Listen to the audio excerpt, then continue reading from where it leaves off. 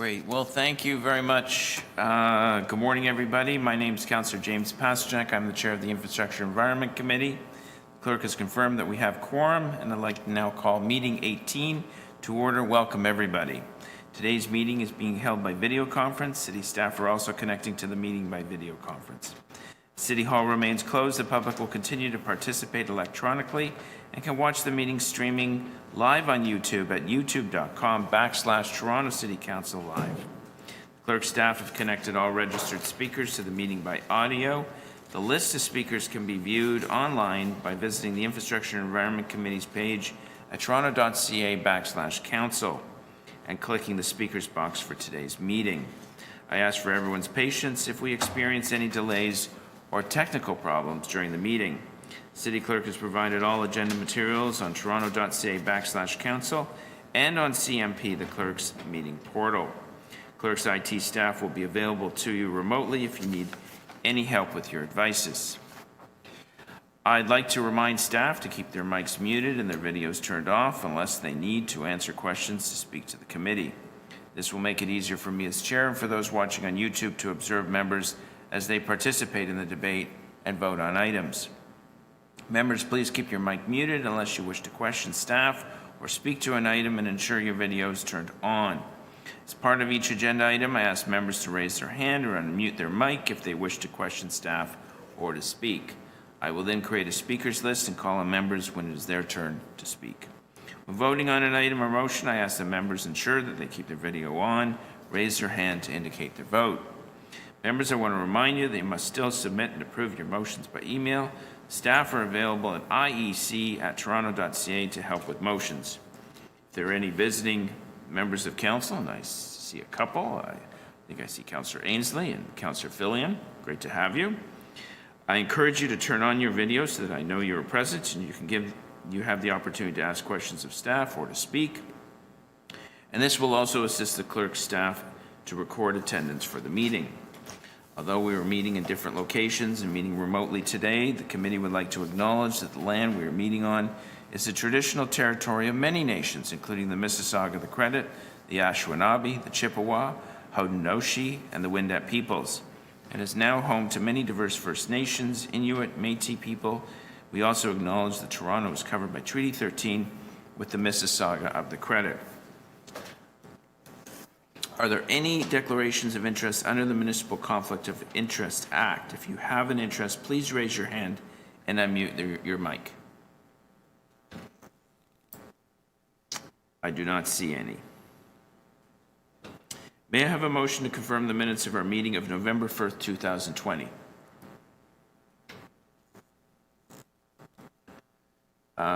Deputy Mayor Minawong? Yeah. All those in favor? Opposed? That is carried. Members, we have 8 items on the agenda for today's meeting, and we also ask that we have a number of members of the public who are registered to speak today. Let's review the agenda. We have one new item that we'll be adding, and I also have a motion because we have a lot of speakers on the first item. I have a motion to limit presentations to 3 minutes. North York Centre, Reimagining Young, Shepherd to Finch, we have deputations for that, so we will hold. 18.2, North York Centre, Doris Avenue Extension, we do actually have a deputy for that one, so we will hold that one as well. 18.3, authority to enter into a project delivery agreement with Waterfront Toronto for the construction of Lakeshore Boulevard East, Don River to Carlaw Avenue. Move the staff recommendations. Okay, staff recommendations moved by Councillor Layton. All those in favor? Opposed? That is carried.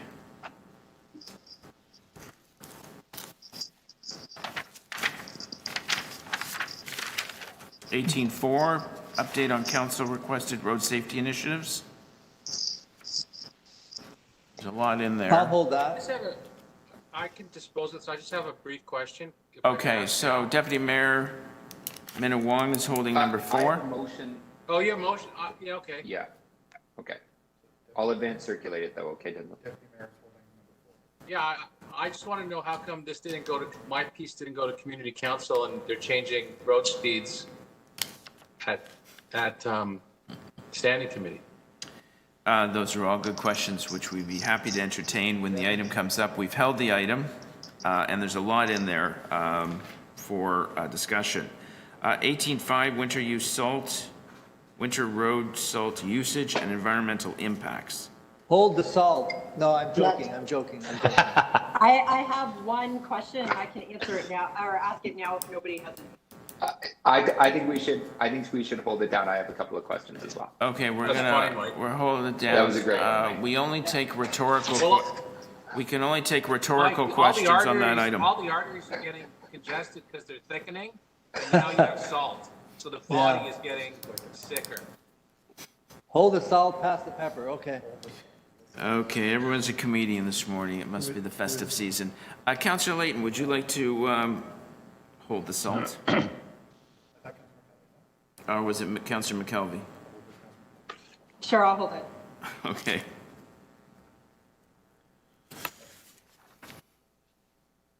Uh, 18.6, open data request, cycling and infrastructure programs, bike share ridership. I think it's to receive the item. I'll move the motion, but just warn people, if they try to open the file, a regular computer will crash. It's a lot of. Okay, that's a little We're weird. working on that, That's very weird, but we'll accept What's that? that. So, The IT staff are working on it. Councillor Layton, are you moving the item?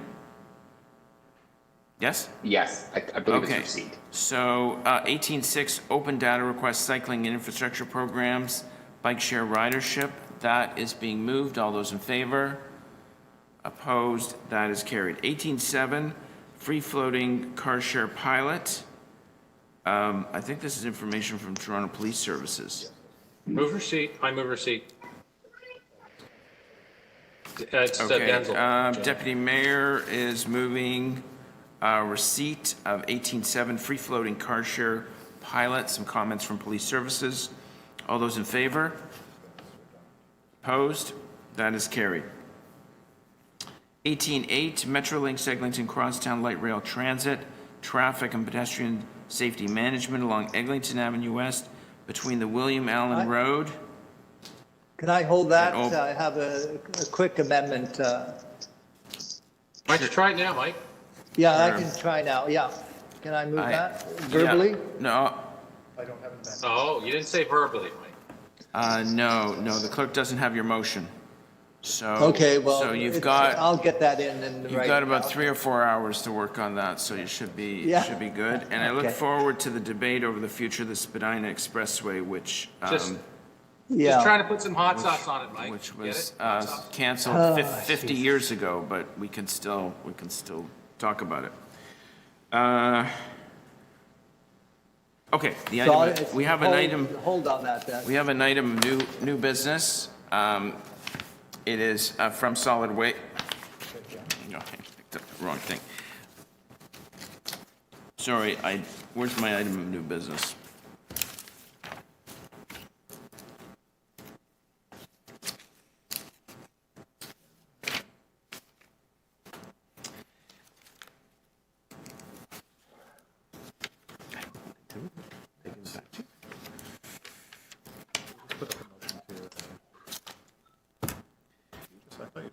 I had it a second ago, I don't know. The item of new business is currently lost in space. It's from Solid Waste, it's for information only, and we can put it on the screen. Motion to introduce on the screen. So we're not voting on the motion at the moment, we're just introducing it. Okay, sorry, no, We're just adding it as new business. all in favor, all opposed? Is it, You can take a vote on it? yeah, all those in favor? I'm sorry, I finally found the item. It is called Green Lane Landfill Operations Maintenance and Construction Contract Extension. And although I don't like walk-on items that are $200 million, they did ask that this was walked on. So the details Hold. are, Yeah, I think so. The details are in CMP, and I do have the motion finally. Okay, so to introduce, Okay, all those in favor of introducing it to the agenda? Opposed? That is carried. and we will make that live on the It should be there shortly in living color. Okay, we can go back to the first item on the agenda. I need speakers list.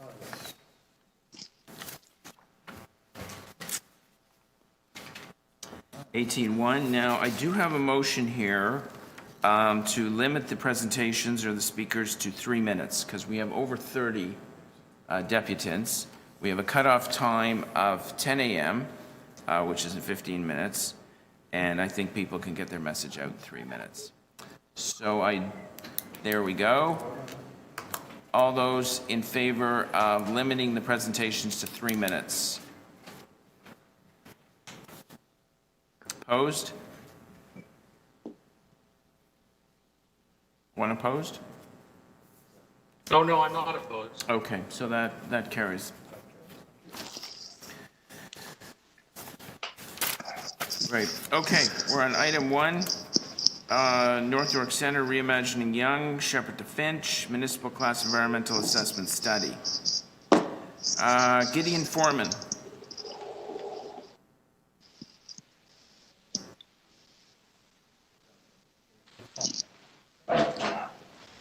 Gideon Foreman?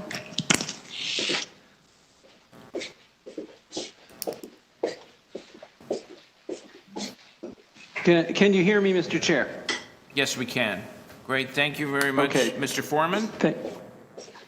Yes, thank you, sir. I've just, yep, I'm ready to begin. All right, well, thank you very much thank you, for joining us this morning. You have 3 minutes. Thank you, Mr. Chair and committee members. Much appreciate the opportunity to depute today. As mentioned, my name is Gideon Foreman. I'm a transportation policy analyst at the David Suzuki Foundation, and we're here today to speak strongly in favor of Transform Young. We do this for a number of reasons, Mr. Chair. First, Transform will be popular with Torontonians. Polling done by Ecos Research earlier this year in September found that overall 84% of Toronto residents support the project. And interestingly, Mr. Chair, among people who rely on the car, support stands at 76%. Secondly, the project will promote health and safety. As you know, Mr. Chair, Toronto Public Health identifies Transform as the prepared option. As well, the Registered Nurses Association of Ontario, which has, I understand, 46,000 members, supports the project, as does Doctors for Safe Cycling. Our health professionals are saying that if we want safer roadways, if we want to reduce air pollution in the city, we need projects like Transform Young. And if ever there were a time to listen to our nurses and doctors, I think it's now. Finally, Mr. Chair, we support Transform Young because it's an important climate solution. As you know, the urgency of the climate crisis cannot be overstated. When Council last looked at this project in March 2018, the city had not declared a climate emergency. Subsequently, in October 2019, it passed a motion to this effect unanimously. Projects like Transform that provide residents with alternatives to the gas-burning automobile are crucial if the city is to meet its ambitious GHG reduction targets. 2 weeks ago, Mr. Chair, Dr. David Suzuki wrote a personal letter to Mayor Tory urging him to support this proposal, and I'd like to share with you just a very short section of that letter. Dr. Suzuki began by warmly praising the mayor for his leadership in launching active transportation and public transit during this difficult time. But then Dr. Suzuki added, and I quote, "Nevertheless, the severity of the climate crisis is such that Toronto needs to do even more and act with even greater boldness if you were to protect the city's people and natural places. With this in mind, I urge you to take action on a number of immediate priorities. I understand you will soon be considering the Reimagining Young and Young Tomorrow projects. I urge you to support them," unquote. Mr. Chair, I wouldn't normally share Dr. Suzuki's correspondence, but I want to underscore that he has taken a personal interest in this matter. He strongly believes that Transform Young can make a significant contribution to Toronto's climate strategy and set the city on a path far wiser than the status quo. In sum, Mr. Chair, we support Transform Young because it will prove popular with a vast majority of Torontonians, your constituents, make the streets safer for all road users, and that includes motorists, and contribute importantly to climate change mitigation. Thank you, Mr. Chair.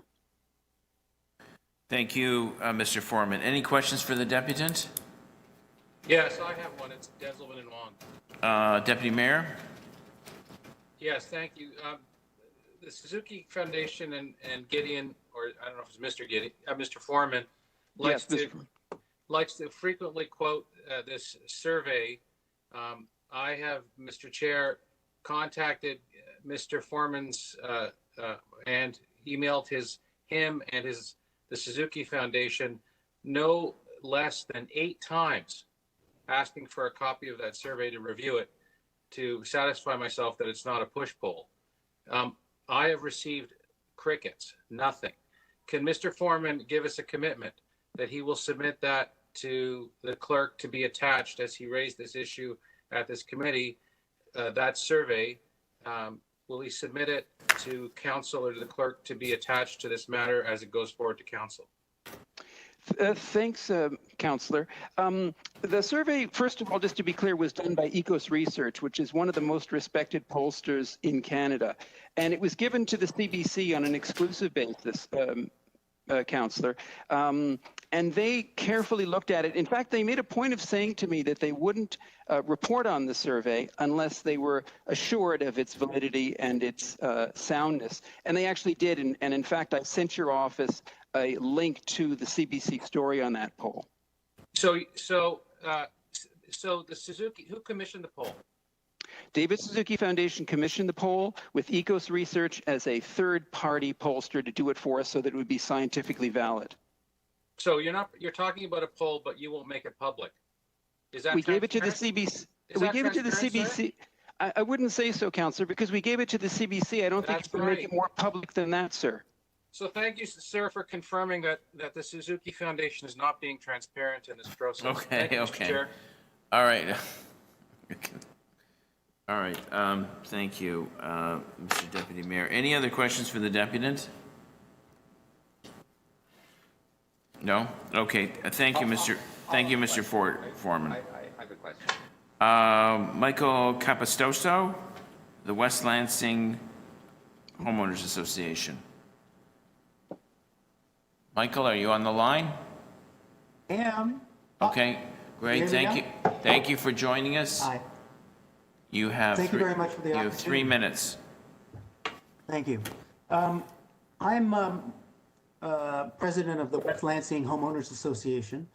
Our homeowners association is bounded by Shepherd to the north, 401 to the south, Yonge Street to the east, and Don Valley to the west, about 1,200 homes. I personally have lived in this neighborhood for 64 years. So I lived through a time when the city of Toronto was able to actually put in infrastructure in advance of intensification, which hasn't happened for probably 30 years. So you have quite a project ahead of you to try and catch up, which I don't know what will happen, but we're trying. This issue has been debated in our community since the beginning for many years. When we first heard about it on theory, the instinctive response was, oh, let's have a great walkable neighborhood. And then they talked about taking lanes of traffic out, and then people all of a sudden got very negative about the idea. It was a very knee-jerk response. And in my experience, we have a board of 11 different people that all live in this community. And most of the people then were against it because of that. But as we spent our time to learn about the details of the plan, slowly but surely, we all changed our mind. Our board is now unanimously supporting this plan. And the reason I think that our minds have changed is because most people in our experience have had very short-term thinking. They're only thinking of the immediate future. They're not thinking 20, 30, 40, 50 years from now when all this intensification will peak. Hopefully it'll peak eventually. And this long-term plan and long-term vision is the most critical part of this, and that people need to change their habits. And this plan absolutely accommodates that. It makes no sense for us to continue the way we are. And I certainly wish that the province would come to the table as well, which, you know, they've rammed a lot of this intensification down the city's throats, unfortunately. But I really urge this committee to put this forward, and I hope that council will support it and get it moving quickly, because this has been far too long a wait. I know that the Doris extension is also on the table for today, and I noticed that it's a two-stage plan that's been put forward, which I really hope you don't do it in 2 stages. I hope you can do it in 1 stage, because I can't help but think that's going to cost a lot more money. This has been on the table as well for well over a decade, so I don't understand why it's taken so long.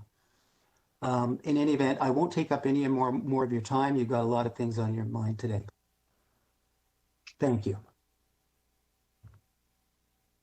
Thank you very much, Michael. Any questions for the deputant?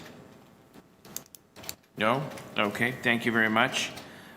Jim Grattus, the West Willowdale Neighborhood Association. Good morning. Can you hear me? Jim, we can hear you.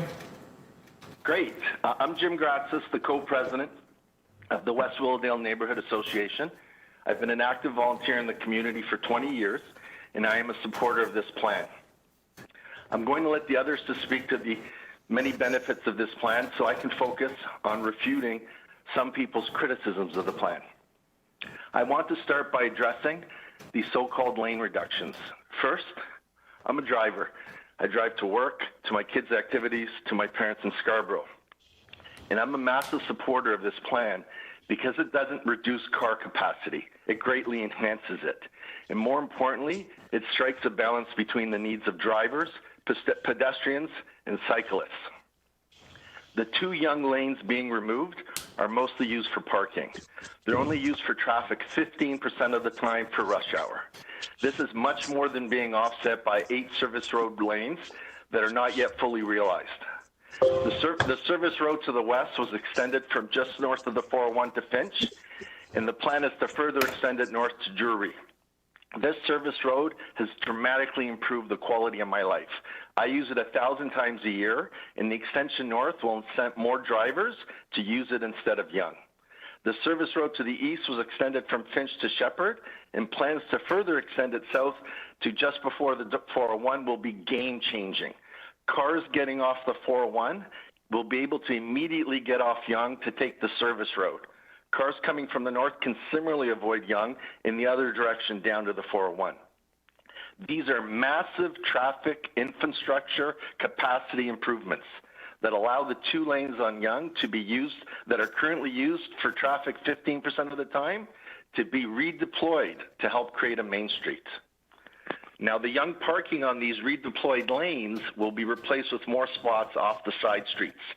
But this is much bigger than just moving parking around the corner.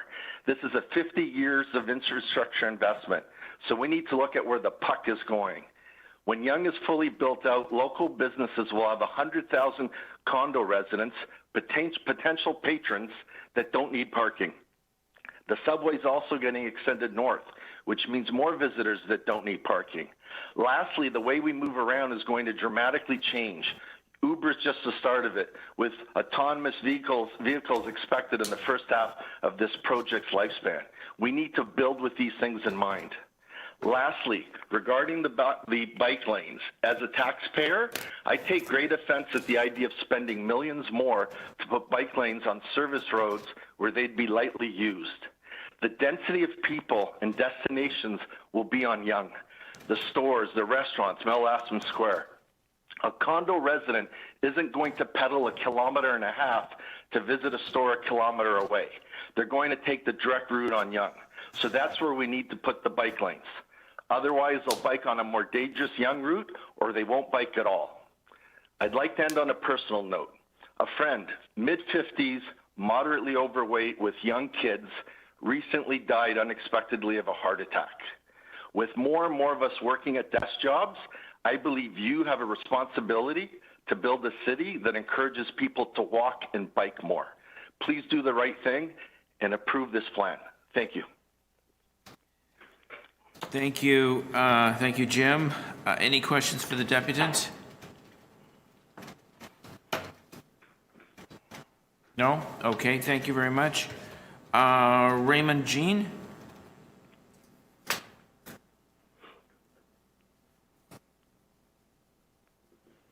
Can you hear me? Raymond? Yes, we can hear you. Yep. Thank you for joining us. You have 3 minutes. So I submitted my notes this morning, and I hope you're looking at them. I'm requesting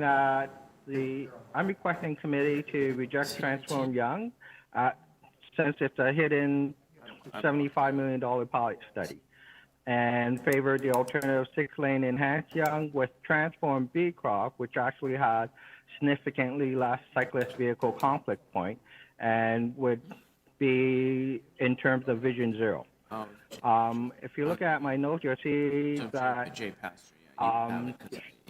the cross section of Yonge Street, south of Shepherd, they're proposing 3 meter center median, but north of Shepherd, why have they widened it to 4.5 meters? All right, the existing center median, as you can see on page 3, from the city measurement is 3.0 meters, 3.06 meter, and 3.16 meter north of Shepherd. So why are they widening it to 4.5? Well, originally they designed it with the 3.0 meter center median, and that was in July 2016. Then they did the traffic modeling, and a few months later they widened that center median to 4.5 meter. Why? Well, basically, as you can see from page 4, it shows that the trees, the rows of trees are further apart. And more specifically, these rows of tree is the tree well that support them. They're in ground, they have irrigation and drainage. They're basically worth around $10 million each. You have 3 rows of them. That cost $30 million. They padded the center median to 4.5 so that the rows of trees are far enough apart so that you could switch back to a 6-lane system. So right now you're paying $60 million for Transform Young. Later on, when it failed, because staff did this design this way, they expect it to fail, you're going to have to pay another $15 million to switch it back. So it's a $75 million pilot study. Now, in terms of Vision Zero, also they padded the center median for their enhanced Young, which makes it look worse in terms of sidewalk gain. The existing sidewalk, it's fine as they are. So when you look at Vision Zero, you look at the grid map system of the road grid system of north of this area, and it favors east-west side streets. These east-west side streets intersect Young every 80 meters. But then what you have to do is along the west side of Beecroft, you have stretches that are 650, 850, and 500 meters of long continuous stretches that provide safe cycling infrastructure. Why? Because the roads over there, those residential side streets, they dead end before they reach Beecroft and Doris. They dead end and they loop out. That creates the long stretch of sidewalk without vehicle intersection, right? So you don't have a pedestrian vehicle conflict point. You're not going to have cyclist vehicle conflict point. So that's where thank you, Raymond. Ideally, you want to put a bi-directional cycle. All right, Raymond, if you could, you're well over 3 minutes. If you could wrap up, that'd be great. So that cyclists are fully protected, and that's how you achieve Vision Zero. Okay, thank you very much. Any questions, please? Yeah, that's my job to answer questions. But thank you for the enthusiasm. Any members of the committee have questions for the deputy? No? Okay, thank you very much, Raymond. Jeff Houlihan? Yes, good morning. Hi, Jeff. Thank you very much for joining us. 3 minutes. Yes, so my name is Jeff Houlihan. I'm a lifetime Willowdale resident, a member of the Willowdale West Community Association that Jim is the president of and just spoke of, past president of Young Hearts Daycare, and lately I've spent a lot of time helping to create a BIA for the area. I'm a member of the BIA Willowdale Steering Committee And the boundary for the BIA is basically the same area of this improvement area. Today, I'm speaking on behalf of myself, not representing any of those associations that I just talked about. I want to start off by saying that Yonge Street needs to be improved, and I support doing something. I just can't support the current plan as presented. And I've spoken to a number of business owners in the area and residents in the area, and almost everyone I spoke to does not support the plan in the current form. Some do not support the removal of lanes, and others do not support the installation of bike lanes on Yonge Street. I've only spoken to two handful of people that support it in its current form. Even people on Councillor Fillion's WebEx media release I've spoken to since that do not support it fully support it in its current form. And the big point I want to talk about today is the bike lanes, which I think is maybe the most contentious piece of this puzzle. The bike lane is due to take 2.7 meters of the lane that we're reducing on Yonge Street. And if the lane is roughly 3 meters or 3 point something meters, it's a significant amount that we're putting to the bike lanes on Yonge Street. So let's just assume it's 3 meters and 2.7 goes to the bike lane along the whole strip.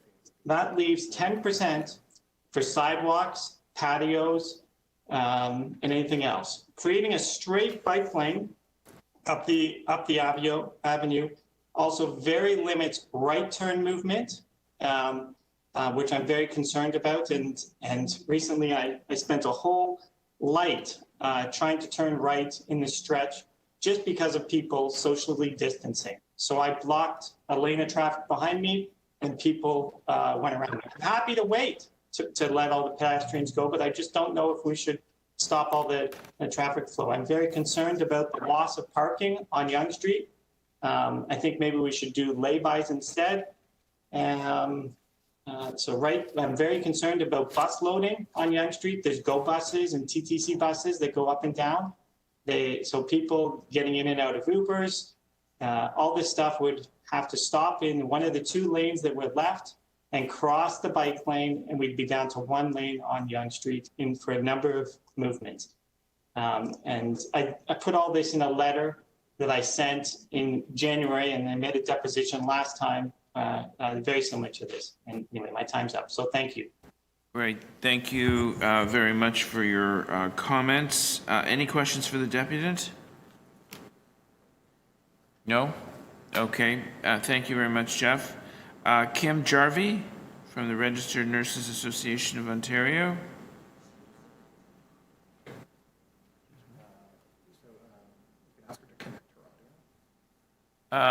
Ms. Jarvie, I believe you may be muted. Could you just connect your audio?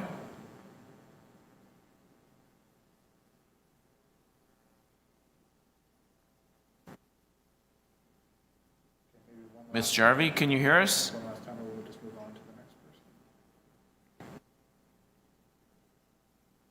It appears my mic is still on. It's Jeff. Yeah, okay. Ms. Jarvie, if you can hear us, we'll come back to you in a couple of minutes. And I'm now looking for Ellie Aaron, Toronto Youth Cabinet.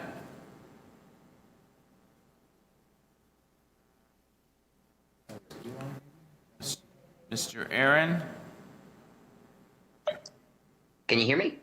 Yes. Ellie? Yes, Eli. Thank you. How are you? Eli. Okay, thank you for joining us. You have 3 minutes. I will be speaking on behalf of the Toronto Youth Cabinet. I have a degree in urban planning and specialized in transportation planning. I've been a resident of North York for over 20 years. I will be speaking in support of the staff recommendations. The public consultation process for this study has been extensive. I attended the community meetings in 2016, where I heard a clear preference for Transform Yonge. As the report states, North York Centre is second to downtown in civic importance, scale, and growth. North York Centre has a high concentration of employment and residential density along Yonge Street. North York Centre's main street is an unattractive 7-lane highway. The sidewalks are narrow, there are few trees, and for most people, cycling is out of the question because of the design of Yonge Street. As a pedestrian, Yonge Street is uninviting and dangerous. Walking on a narrow sidewalk next to 7 lanes of traffic, moving at up to 70 kilometers an hour, is not an enjoyable experience. In a span of 8 years, there were 159 collisions involving pedestrians and cyclists on this section of Yonge Street. The report notes that the design of Yonge Street is a risk to vulnerable road users and has been identified as a priority as part of the Vision Zero Road Safety Plan.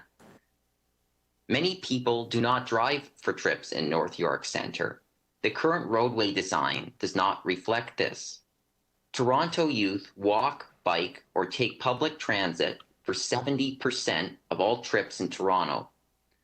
There are also several schools and recreation destinations nearby. This section of Yonge Street does not work for the people who use it, especially Toronto youth. Transform Yonge will continue to accommodate drivers who use Yonge Street, but it will also balance the needs of all road users, giving people more options to get around safely. Making Yonge Street safer will benefit pedestrians, allow more people to cycle, and also improve the experience of transit riders and drivers who have to walk to their destinations.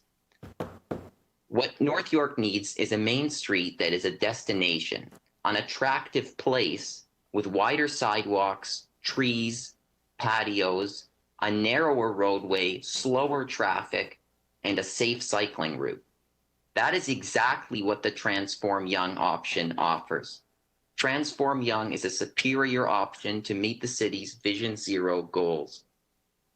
I am urging you to look to the future and choose the option that will best meet the needs of all Toronto residents, including youth, and that is Transform Yonge. Thank you. Thank you very much, Ellie. Any questions for the deputy? No? Okay, thank you. Lily Chung?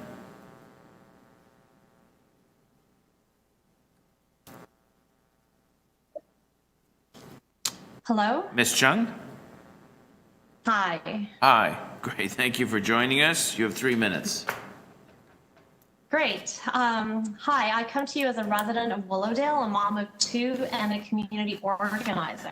I'm the co-founder of Willowdale, founder of North York Moms, founder and moderator of Willowdale Neighbors Connect, and founder of the Willowdale COVID Response Network. I care deeply about our neighborhood. I'm here today to advocate that a pilot be a part of the plan for implementation for Reimagine Yonge. Before I unpack my reasons that why a pilot is crucial for our community, I do want to applaud Councillor Filion for being future-minded and wanting very much to leave a legacy in our community. It is never easy to see something others cannot see and therefore have to fight for it. I thank Councillor Filion for his perseverance and the passion that he has committed to making our neighborhood safer and more beautiful. So what about share, to be clear, is not a criticism of Reimagine Yonge, rather a request. The journey towards change includes a pilot. Here are my reasons. Firstly, large-scale projects that have large implications to the community should always have a pilot. Bloor Street bike lanes, Danforth bike lanes, and the community transit property, all large-scale projects that were afforded a pilot. This gave the neighborhood an opportunity to experience the change before a term commitment was made. Our neighborhood deserves the same. Reimagine Yonge is future-minded, but it requires an on-ramp that takes into consideration the experiences who live here today.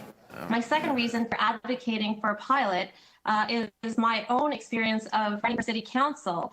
I started off the elections fully supporting Reimagine Yonge, but as I canvassed, I realized it is a very divisive issue and not necessarily supported by a majority in the neighborhood. I recently attended the press conference where many community leaders spoke, but they could only speak personally and were not able to represent their entire associations because of how divided it is.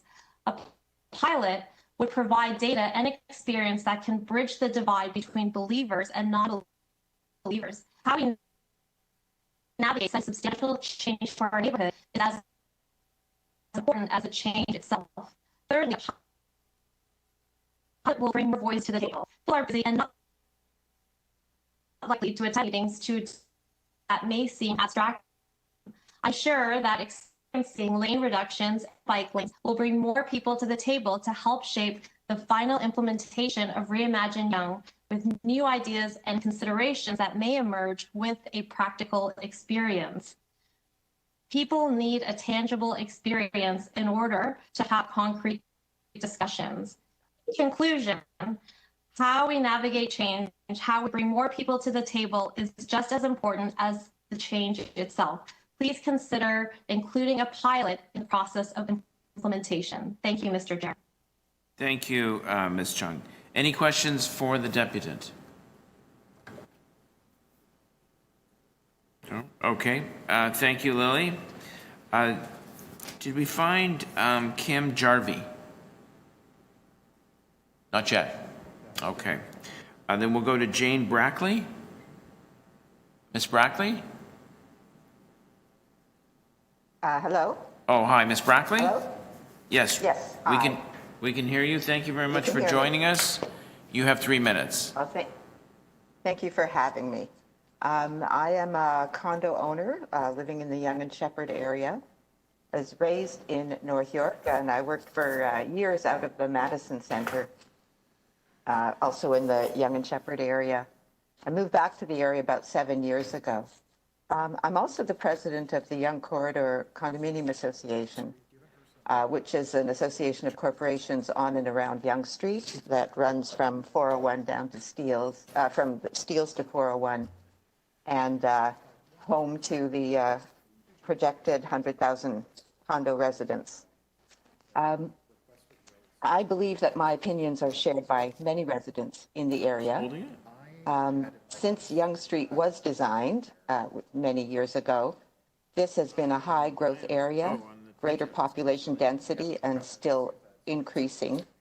There are more seniors aging in place. There are more families with children living in condos. This area has among the highest densities of families living in these vertical communities within the city of Toronto. And all of us need safe and welcoming public spaces. The residents of the area want to be able to live, to work, to shop, to eat, to play close to home. And this proposal, in my view, creates that welcoming environment and a greater sense of neighborhood for the community. I support the proposal, and I support having bike lanes on Yonge, although I think that's just one feature of the proposal. My experience of the public engagement is I've been very impressed with the outreach and the thoroughness of city staff, the public meetings, the town halls, the exploration, the outreach that they've done to make sure that people understand and have a sense of what the proposal involves. Yonge Street right now, as other speakers have said, is unpleasant.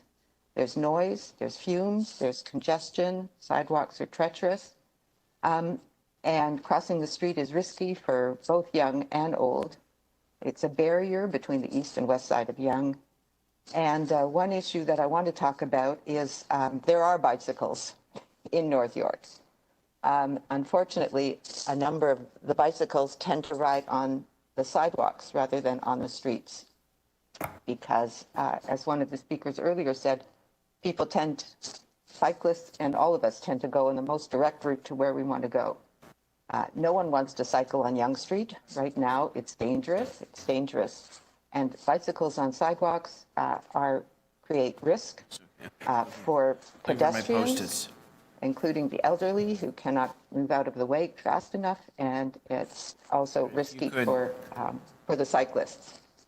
I notice that my time is getting up. I believe the city needs to think in terms of the future. You could wrap up. I believe that Yonge Street, as it is now, was designed for different times, different demographics, and different lifestyles. It's out of date, and I support the proposal because we need to plan for the future. Thank you. Great. Thank you very much, Ms. Brackley. Any questions for the deputant? No? Okay. Thank you, Ms. Brackley. I believe we have Kim Jarvie on the line now from the Registered Yes, Nurses can you hear me? Association of We do. Okay, that's great. Ms. Jarvie? Yes, can you hear me? I'm sorry, Mr. Jarvie. Great, thank you for joining us. You have 3 minutes. Okay. Mr. Chair, my apologies for my technical problems. My name is Kim Jarvie. I'm senior economist with the RNEO. You should have our submission, which was sent last night. I want to thank the committee for the opportunity to present the views of RNs, nurse practitioners and nursing students in Ontario on reimagining Yonge Street North.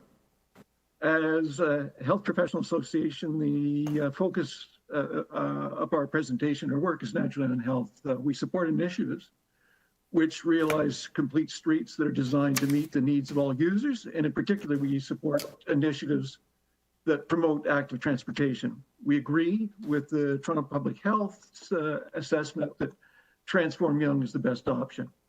I'll quickly enumerate the health benefits, first of active transportation. We know that many Torontonians are too busy really to find time to fit in exercise.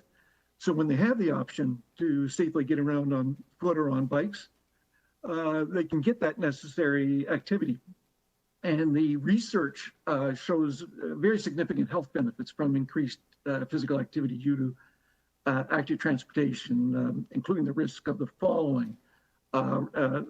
Reduced risk of high blood pressure, heart disease, and stroke, reduced risk of obesity, reduced risk of type 2 diabetes, reduced cancers, certain kinds of cancers, reduced osteoporosis, and reduced depression. These are not necessarily all things one automatically thinks of, but all the research supports these conclusions. Furthermore, when you get people out of their cars by providing other options, obviously it improves air quality, and that lowers other health risks, including certain cancers, neurological damage from pollution, cardiovascular disease, respiratory disease, and even reproductive and immune system damage. Furthermore, obviously, if you can get better separation of cars and vulnerable road users, that helps reduce the number of injuries they suffer. And speaking as a car driver, I feel a heck of a lot safer when there's separation between my car and cyclists and pedestrians. So bike lanes on Bloor, for instance, make me feel much safer. And actually, I find the traffic flows way better than it did before. I want to say, finally, allowing people to travel more readily to connect with each other is conducive to interaction. That's better socially, and that in turn is good for health. We urge the committee to accept the recommendation of Toronto Public Health to support Transform Yonge.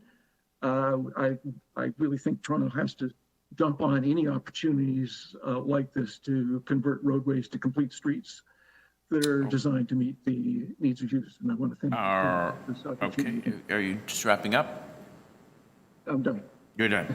Thank you, Mr. Jarvie. Any questions for the deputant? No? Okay. Thank you, Mr. Jarvie. Alisdair Robertson? You did well on Robertson, less well on Alistair, sir. But I'll forgive you. I do apologize. Anyway, thank you for joining us, and you have 3 minutes. Thank you, Mr. Chair. And I want to thank council and staff for continuing to do all the work they've been doing during the pandemic. I know that it's made everything harder. Having been involved in community efforts here for over 30 years, I feel it's my duty to point out to you today that a lot of the traffic problems we're experiencing in Willowdale don't originate there. And we've spent the last 50 years and billions of dollars creating reasons for people to bring their cars to central Willowdale. And those things aren't going away in the foreseeable future. That would be the York Mills subway and GO terminal, the 401 Cloverleaf, the Shepherd subway, the North York Center subway line, and the Finch subway and bus terminal. Those are the things which bring the traffic to Willowdale. Those are the things which will continue to bring the traffic to Willowdale. And that's problematic for this plan, and it's ultimately problematic for any plan that believes that the traffic's going to go someplace else. It's simply not. And the problem is that if we restrict those areas, where we're going to find that traffic trying to go is exactly the places where we don't want it, which is into our communities and into our neighborhood streets. I'd like to point out to you that we spent literally billions of dollars to build the Doris and Beecroft roadways, and we're still intent on those extensions. And I would suggest to you that if we're looking for beautiful tree-lined streets, almost Parisian boulevards, which I know the planning department loves to describe, if we're looking for places with access to city parks, which are not likely to be the subject of future decisions by the OMB, which turn them into still higher towers and increase the canyon effect that we already have on Yonge Street, and which is only likely to continue, that this is where the opportunity to create meaningful street life in central Willowdale exists, and it's where that street life is now. During the pandemic, if you went down Doris Avenue or you went down Beecroft Avenue, what you saw was people on bicycles. You saw people walking their dogs. You saw people with their children. You saw seniors. You saw middle-aged people. You saw young people. And that's where our schools are. And that's where the effort to control the speed of motorists has been successful with speed cameras and with other enforcement. If we're looking for a place for good quality cycling, if we're looking for places for social amenities in Willowdale, that's the place, and that's where our energy needs to go. And I think that to pretend that those major transit infrastructures which draw traffic onto Yonge Street, traffic which doesn't originate in Willowdale, Mr. Robertson, you're at 3 minutes if you could wrap up. Wishing it away. Now, I have 2 minutes more, Mr. Chair, but in view of your time constraints today... No, we're at 3 minutes for everybody today, so you're a little over 3. If you just want to give it another sentence or two to wrap up. No, I'm going to leave it there unless someone has... Okay, well, let's see if anyone has any questions. Are there any questions for the deputant? There are none. Thank you very much, Mr. Robertson. Thank you very much. Have a good day. You too. Nathan Gomes?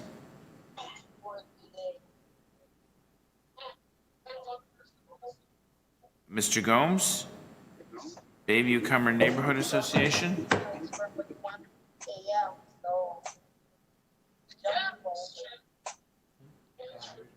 Hello? Mr. Gomes? Hi.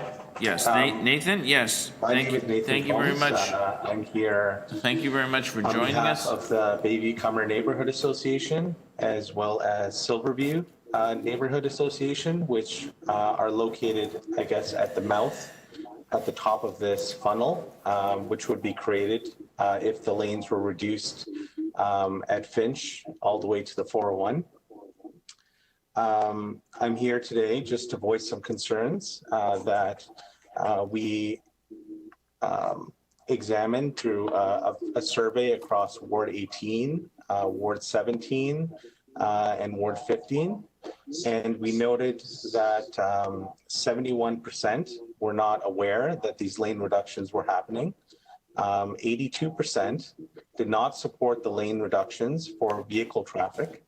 And 82% felt the lane reduction delays could limit employment or extracurricular activities for their children. Unlike many communities downtown Toronto and even Midtown, the commuting patterns, we also looked at census data, and we found that 51% of households needed to access the 401 to get inside and outside the city in our area. And that's compared to 11.9% of the ones Midtown and downtown, where the cycle tracks are usually located and they're very close to the commercial core. Downtown North York is there's a lot of vertical suburbs, but there's not a lot of employment.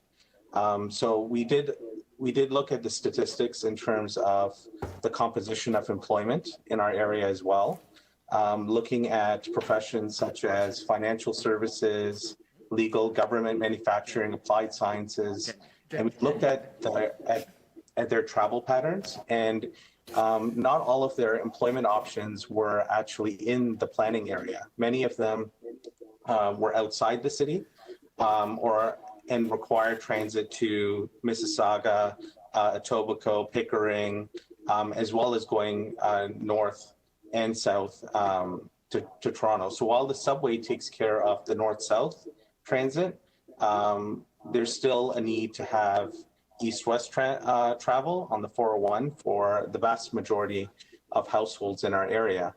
And many busy parents and families, the culture is a little different up here in Willowdale. A lot of people, a lot of residents have their kids in extracurriculars that are in Scarborough or in Etobicoke or outside the city. So access to, I guess, Highway 401 is a priority.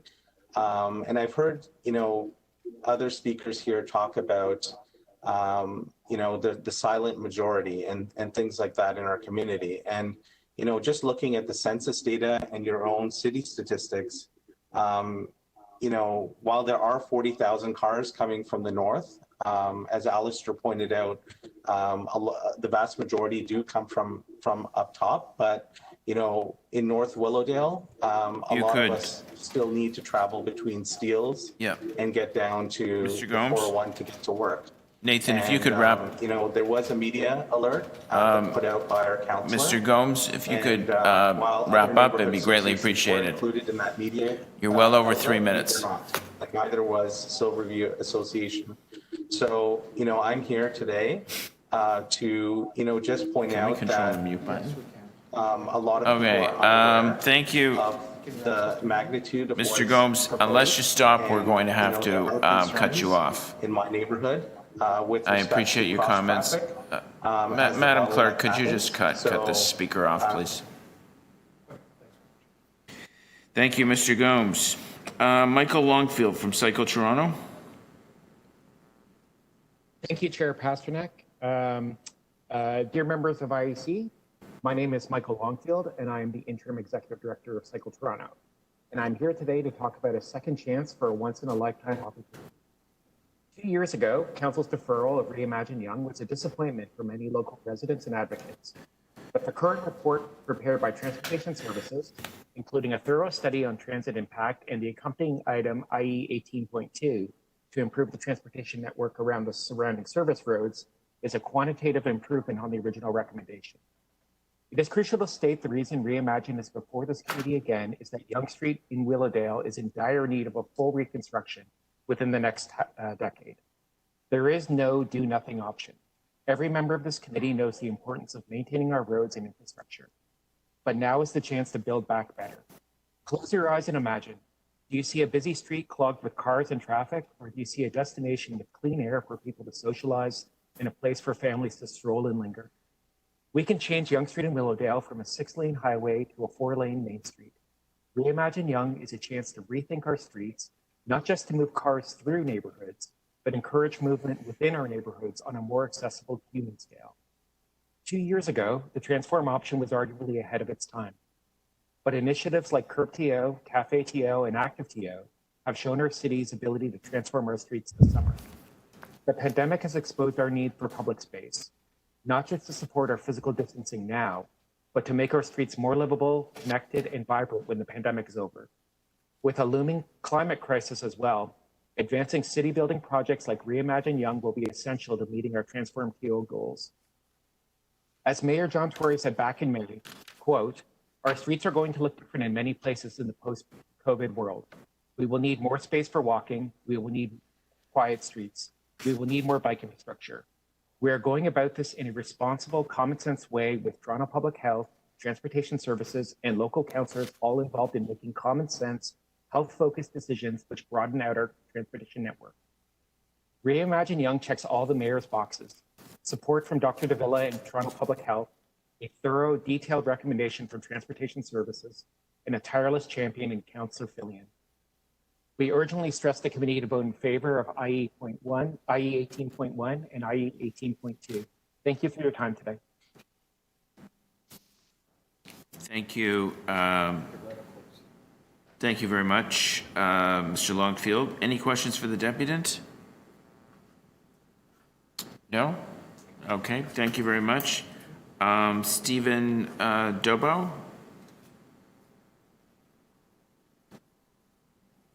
No, he is not on the line. We'll try and come back to him later. Hyunjo Chai from the Korean Canadian Business Association. Mr. Chai? Yeah, I believe, Mr. Chai, I believe you're muted. If you want to unmute.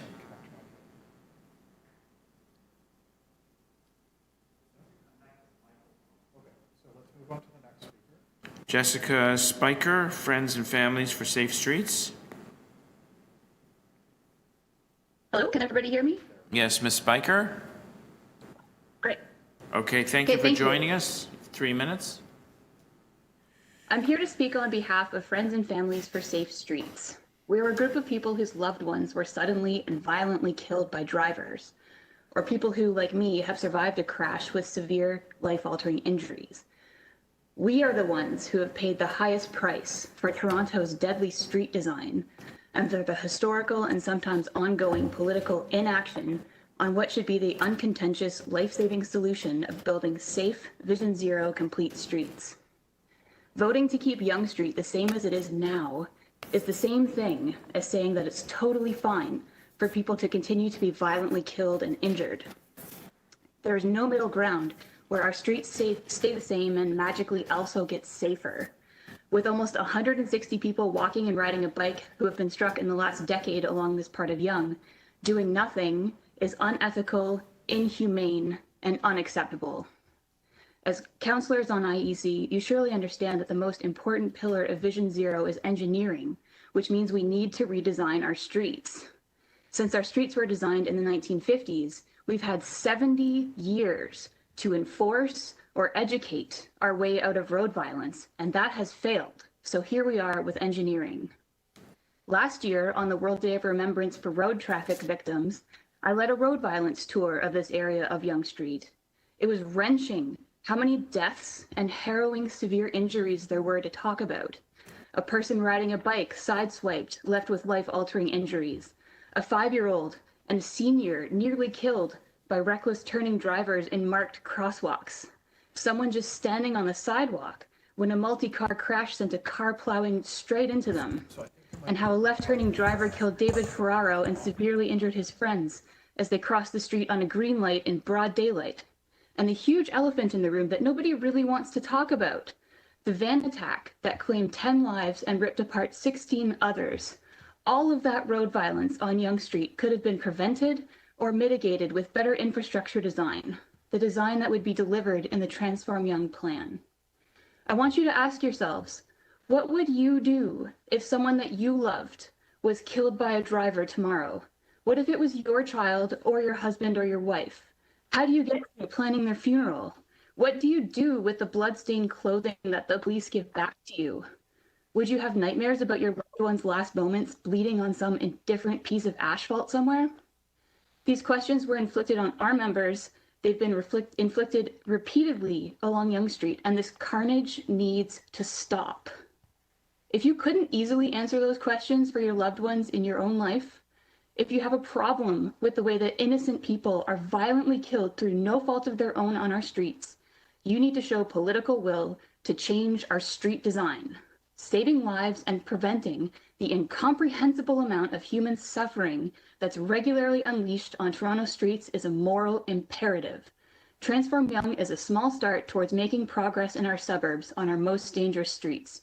There's no more time to waste. There's no more lives to waste. Thank you.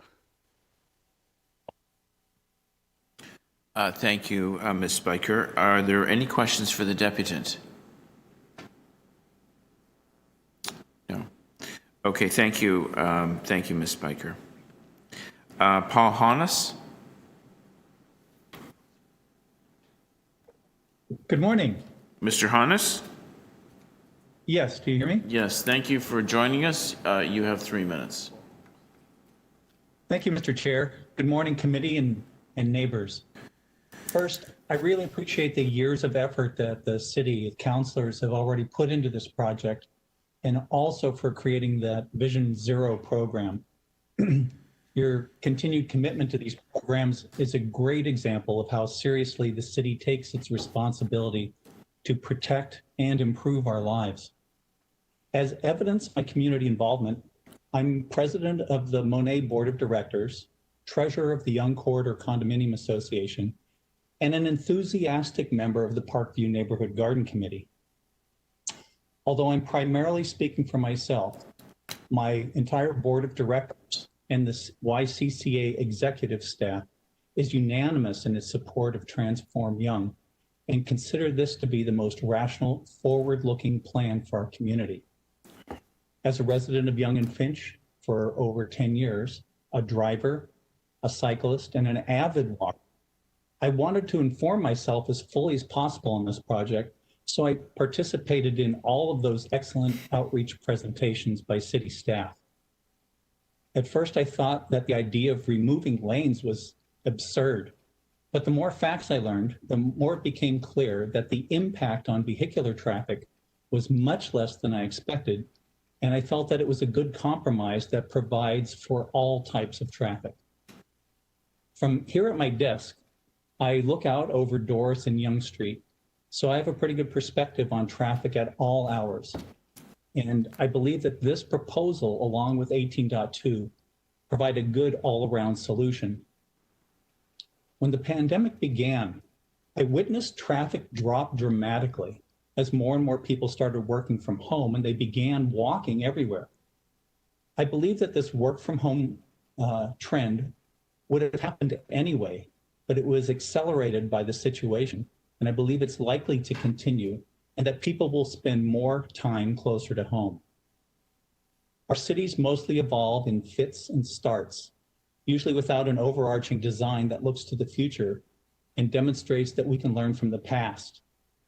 Rarely do the resources, will, and funding come together as they have now with the intention to create a thoroughfare that allows traffic to flow smoothly and also provide a harmonious environment for residents and businesses. I believe we must seize this rare opportunity to show that with strong visionary leadership, that a key growing neighborhood in Toronto can become a shining example of what a healthy transportation system, can also enrich the lives of the neighborhood. North York has a rich and diverse culture, and this plan will help nurture our small businesses and help make it safe for all types of traffic to access them. It'll make North York a destination rather than just a dangerous freeway through the heart of our neighborhood. Please continue to let us know how we can support this plan, and thank you very much for your time and service. Thank you, Mr. Hannes. Any questions for the deputant? No? Okay, thank you very much. Sally Guston? Ms. Guston? Can you hear me? Yes, we do hear you. Thank you very much for joining us. Thank you. You have 3 minutes. Thank you. Yes, my name is Sally Guston, and I'm a member of the YCCA, Young Corridor Condominium Association. The opinions I'm going to express today in favor of Transform Yonge Street are my own. However, I do know that many of our members share the concerns I will speak about today. I've lived in the area for six years. We moved to this area because it is such a vibrant, convenient area, and we love it. Many other people have spoken about the other aspects of living on Yonge Street or in the area. They talked about cafe stores, pedestrian safety, environmental aspects, etc. Those are all important, very important. But I'm going to speak about the quality of life within our homes, within our condominiums and apartments. I just this morning counted 57 condos on Google Maps between Doris and Beecroft from Avondale up to Finch. That represents tens of thousands of people who live within earshot of Yonge Street. Noise coming from such a busy street, noise that comes directly into our homes. These are not all condominiums. Some people live in apartment buildings with no central air conditioning. Many of us, and especially those without central air conditioning, open our windows in the summer. More noise. And these days, with COVID, good ventilation is a must.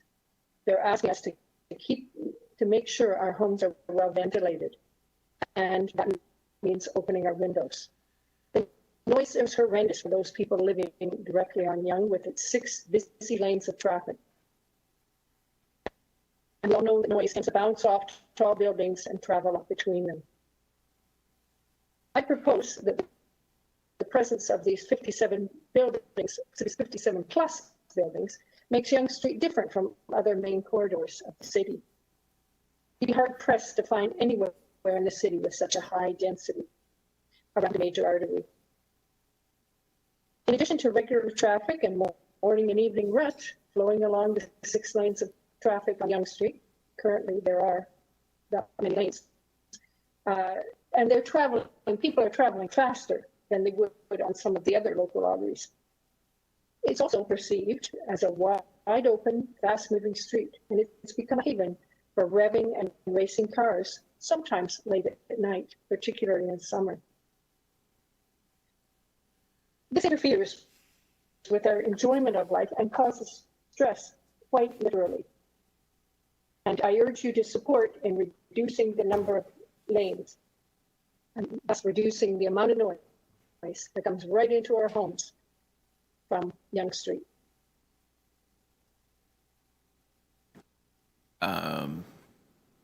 Thank you. Thank you very much, Ms. Gustin. That was it? Okay, we're good. Yeah. Any questions for the deputy? Yes, thank you. No? Okay, thank you, Ms. Gustin. Edward Skira.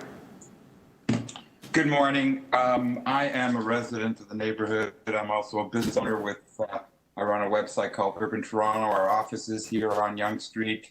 I am a member of the steering committee to create the BIA here in Willowdale, looking to create a great business environment.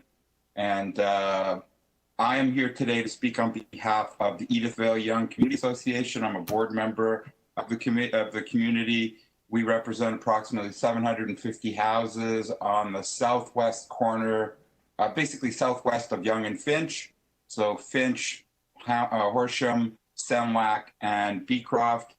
We are supportive of this plan. We believe that the street should be pedestrianized, that it should be human scaled and not freeway scaled. According to the city report, 75% of the traffic comes from north of Steeles going to the 401 and further south. It's basically one long on-ramp. I think as a BIA person, as a local resident and business owner, and as a member of the community, the street should be for us, not for people coming from north of Steeles. And that's the way the street should be redone. It will help business significantly in the neighborhood if we can make it friendly, interesting, and make it a neighborhood where people want to come, as opposed to looking at it and going, oh, there's a freeway in the middle of the neighborhood. Thank you and have a good day.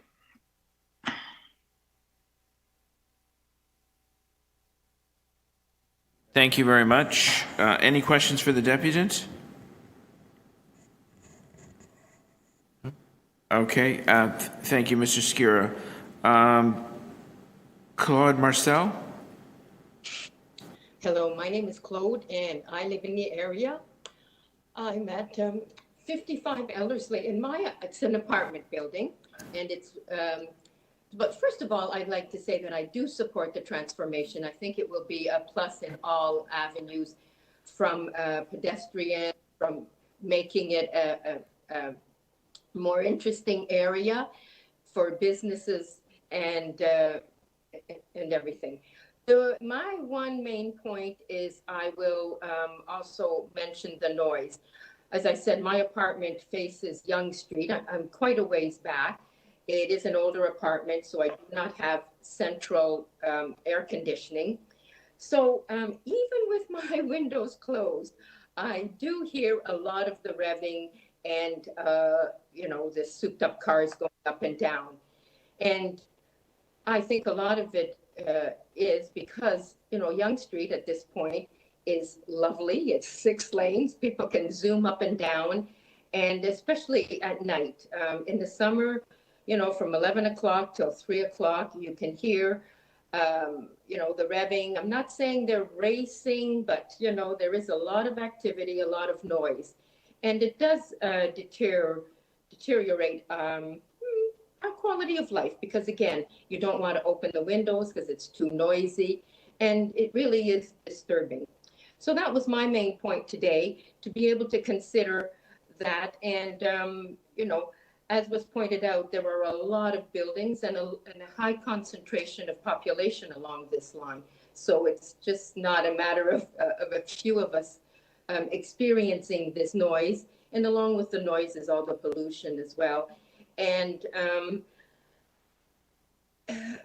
so that was my main point, that that affects a lot of our lives along this tract of Yonge. And I truly support it in hopes of making the whole area in all of the facets much better. Thank you. Great, thank you. Any questions for the deputant? No? Okay, thank you, Claude. Paul Olahan? Yes. Great. Yes. Thank you for joining us. You have 3 minutes. You can hear me? Yes. Okay, great. So I have lived in this neighborhood for over 60 years. My office is at the corner of Yonge and Avondale. I sit in the second floor just over the TD Bank. I know Yonge Street. I have lived there. I have worked there. I look out the window and I know Yonge Street.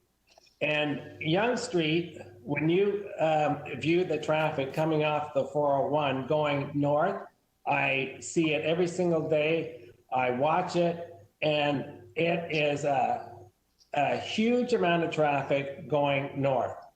If that traffic is restricted in any way, shape, or form, I can assure you that the traffic will be backing up on the 401, people trying to get off the 401 onto Yonge Street. And if you can't get off the highway at Yonge, where are you going to go, north or south? From Bayview, Avenue Road? Look, it's such a large amount of traffic coming off that road, and to restrict the lanes without, and I agree totally with Lily Tane, without a pilot project, you're making a huge mistake. One thing I want to let you know is a very good friend of mine was killed on November the 20th, just a week or so ago, a little over a week ago, at 4:45 on Royal York Road. My friend John Offit was 59 years of age, and I would say on a scale from 1 to 10, he would be at 9.9 in terms of being an avid cyclist. He would have 10 bicycles at his home, 10 up at his cottage, and he bicycled all around the world. He was killed instantly, crushed by a cement truck that day. It was a conflict point. He is an expert biker. He would avoid everything, but you know what? Conflict point. It's an accident. He was killed instantly. Unless you, and I agree with Raymond, unless you restrict the amount of conflict points, you're going to continue to have problems like what Jessica said. The bike lanes that you have going across the hydro corridor are excellent. please give this more consideration, and I would postpone this until you do your study. And like I said, less conflict points, more safety, get the bikes on the road with no conflict with any vehicle. Thank you very, very much. Paul, are there any questions for the deputant? No? Okay, thank you very much. Michael Kaur?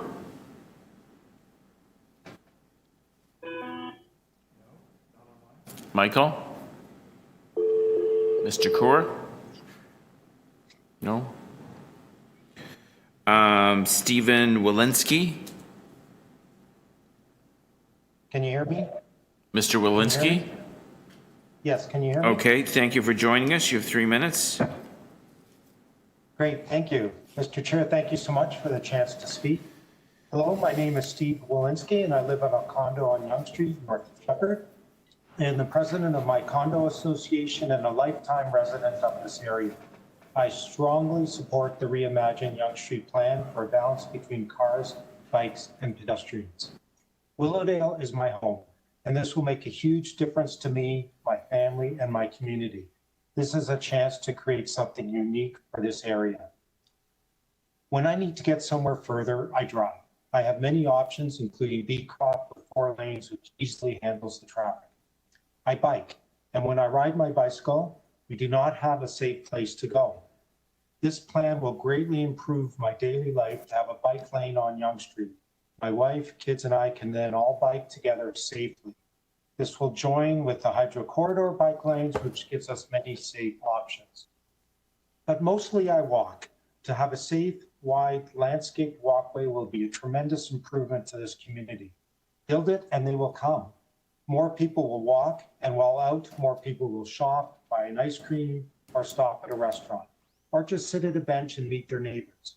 In this COVID time, don't we need to dream and plan for this kind of future? I know I would love to walk on a sidewalk like this plan will create.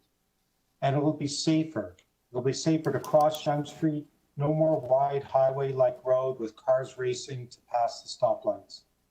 In April of 2018, we had this terrible tragedy on the stretch of Yonge Street. Please, for their memory, let's transform Yonge Street into a world-class street built for cars, bikes, and walking. This is our one chance to make a difference and create a lasting legacy. Thank you so much for taking the time and listening to my comments. Thank you, Mr. Walensky. Any questions for the deputant? No? Okay, thank you, Mr. Walensky. Welcome. Tariq Munadin? No. Mr. Muinadin? No. Ron Hart? Hello? Mr. Hart? Yes. Thank you for joining us. You have 3 minutes. Okay. Sorry. My name is Ron Hart. I'm the chair of Bike North York. We're a community award subcommittee of Cycle Toronto. I'm here, as you might guess, to support the Reimagine Yonge Street. I'll try not to repeat things, but I'll try. A number of major issues as to why this is a good idea is, first and foremost, the local people need a neighborhood street, not a highway. The local people would like to do things like shop in one store, look directly across the street, and then cross the street at that spot and shop at the other store. This idea that the roads should be designed strictly for cars and force pedestrians to make long walks, block and a half, 2 walks to the next light, cross the street, and walk back the way they came. That's been discouraged a lot of pedestrians, and really not, it's not in the world of reality. People jaywalk all the time, in all parts of Toronto, largely for that reason. And I think given that reality, narrowing the street to 4 lanes, making it a shorter walk across the street, and then putting an island in the center of the road where people can stop midway makes a much safer crossing of Yonge Street and make the street more encouraging, more inviting to pedestrians. As a cyclist, I definitely want to cycle where the stores are, where places to go are. It never ceases to amaze me how often I have to explain that to car drivers, that I want to use the streets where the destinations are, not 3 blocks to the left, to the left or the right. Doris and Beecroft are basically bypassed to get on and off the highway. That's really the last street I would want to be riding a bicycle on. And there's nothing there on the street to make me want to stop. And if I want to go longer, like say to Eglinton, or maybe even farther, that doesn't really help me. Furthermore, you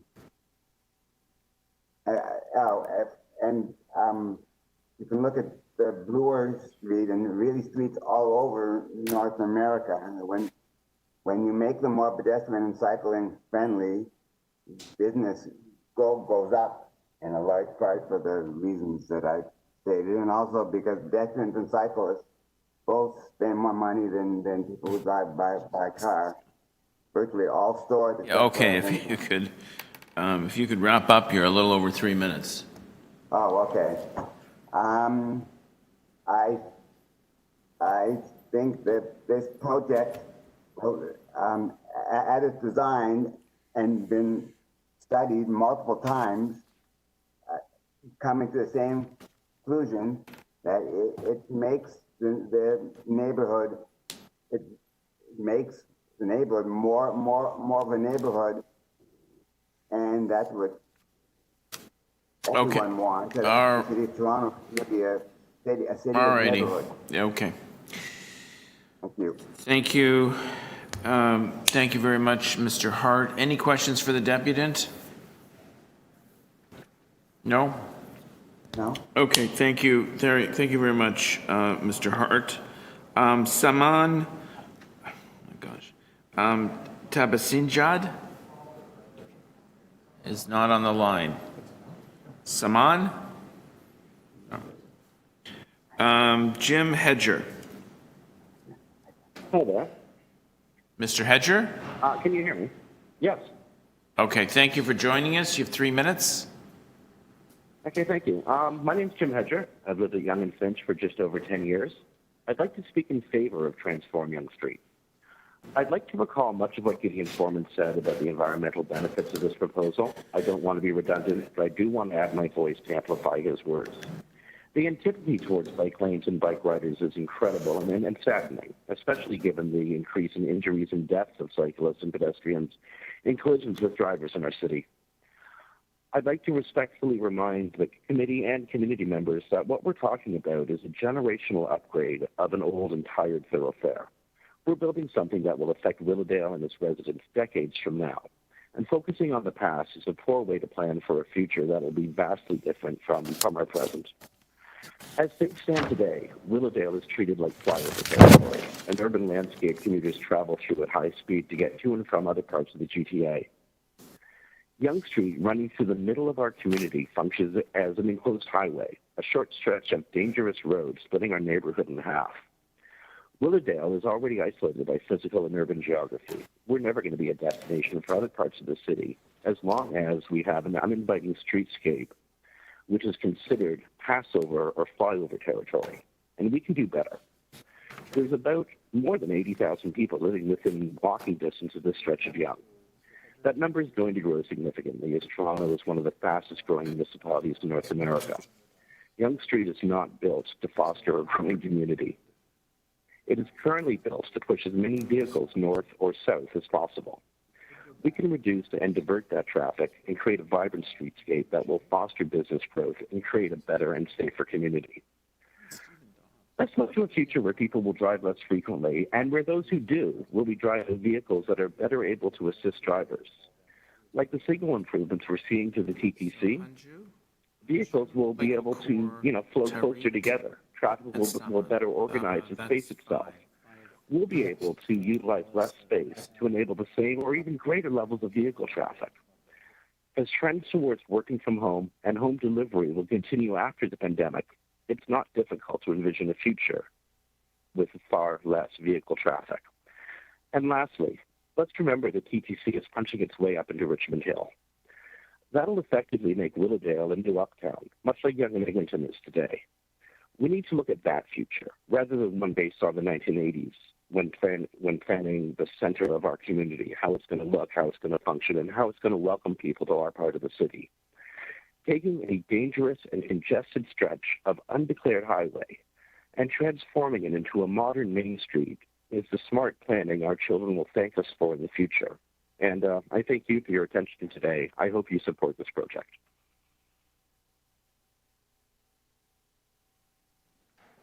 All right, thank you. Thank you, Annie, very much. Any questions for the deputant?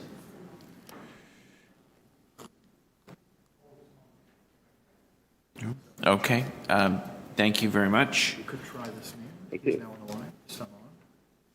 Saman. Is Saman Yes. Can you hear me now? Saman. Okay, Saman?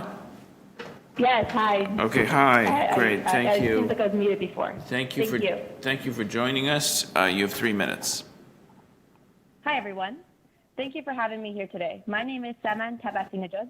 I am a community organizer and a longtime Willowdale resident. And I'm here today to ask you to vote yes to Reimagine Yonge. Not only do I live on Yonge Street, but I eat here, I play here, I have built community here, and now I even work here with COVID-19. And I know I'm not alone in saying that despite the amazing amenities and restaurants we have on Yonge Street itself can be much improved. The Reimagine Yonge project has brought along with it some controversy, as often changing streetscapes do. But for many who actually live on Yonge Street, it is an exciting opportunity to make a 6-lane highway into a walkable and accessible boulevard. Often the arguments I hear against Reimagine projects is that it would divert traffic into residential areas. Beyond the fact that the staff reports and modeling show a travel time increase of less than 30 seconds during peak hours, this frame completely ignores the fact that that thousands of people call Yonge Street home. In 2018, when I ran for office, I knocked on doors in the buildings on and off of Yonge Street, and a number of residents pointed out their windows and complained about the speeding, the narrow sidewalks, and the inaccessibility of Yonge Street. Seniors complained that the cars would drive too fast and they didn't feel safe walking on the street. One mother even complained that despite living on the 15th floor, the cars would speed up and down Yonge and wake up her infant child. I know that Willowdale does not look at all what it looked like 50 years ago. And maybe 50 years ago, Willowdale had a number of detached homes and there was not a condo in sight. But that is something that seems impossible now. The development boom in our neighborhood has not only changed the physical geography of Willowdale, but has also led to a more densely populated Yonge Street. The reality is that today, 80,000 people live on or within walking distance of Yonge Street, and it's predicted that by 2031, this population will increase by 10%. And we know that 75% of those who use Yonge Street are commuters from the 905. And Yonge Street should be more than a 6-way highway servicing people who live outside of our city, and it should service the people in our neighborhood.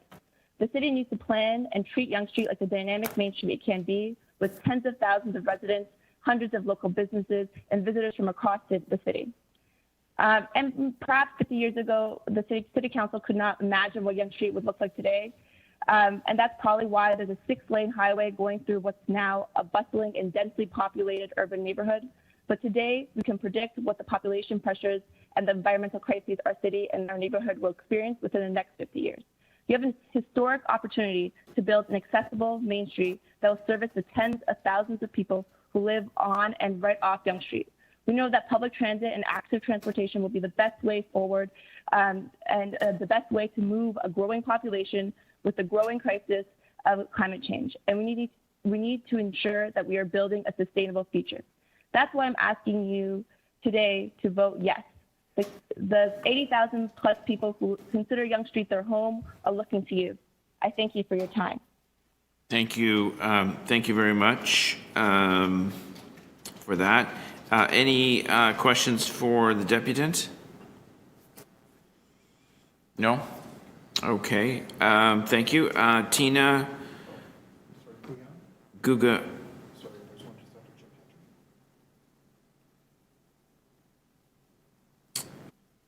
Have we had Puan Tabajinaj?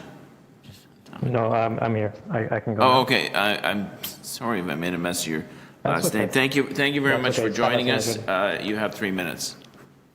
Thank you. Oh, thank you for having me here today. My name is Puyan Tabasinejad. I am the former vice president of the board of a condominium building here in Willowdale at Yonge and Finch, and I'm a longtime resident of Willowdale. I am here to give my views on Reimagine Yonge Street and explain why you should vote yes to this initiative. And I'll try not to repeat many of the really great presentations that we've already heard today supporting this proposal. So Willowdale is in many ways an area in transformation. As any visitor would see, the area along Yonge Street in many ways feels more like a downtown area rather than an inner suburb on the northern boundary of Toronto. There are countless small shops, over 100 high-rise and high and medium-rise residential buildings, and crowds of pedestrians going about their business every day. However, unlike a downtown area, Willowdale has a large 6-lane highway cutting through the middle of it in the form of what we call Yonge Street.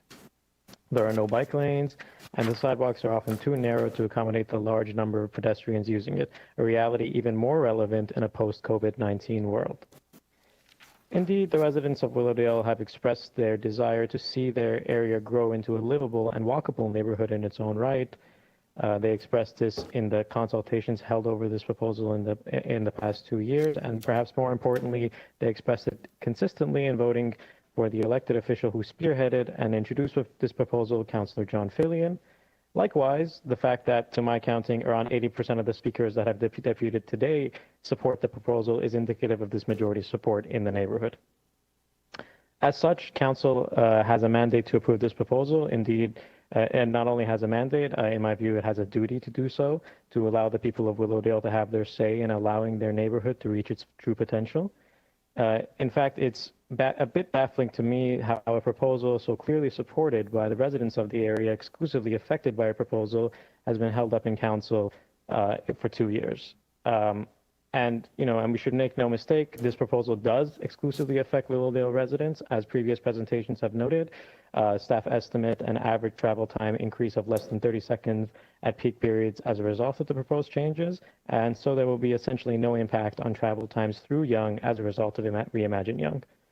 Therefore, for these reasons and for the many reasons that my fellow presenters supporting the proposal have described, I ask you to support this proposal and help allow this vibrant neighborhood to reach its true potential. Thank you. Thank you very much for your deputation. Any questions for the deputant? No, seeing none. Thank you very much. Tina Gugashovali.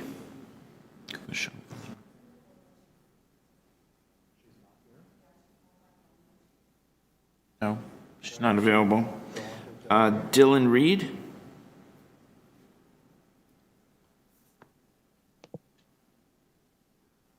Hello, can you hear me? Yes, Mr. Reed. Okay, thank you. Yes, thank you for joining us. You have 3 minutes. Okay. I'm here speaking on behalf of Walk Toronto. Walk Toronto is a grassroots volunteer pedestrian advocacy group that works to improve walking conditions and pedestrian safety in Toronto. Walk Toronto strongly supports the recommended Transform Yonge design for the reconstruction of Yonge Street in North York. Under Toronto's Vision Zero Road Safety Plan, Yonge Street in North York has been identified as a priority corridor for safety improvements. The recommended options will ensure that the street will be responsive to broad changes in growth over the next several decades.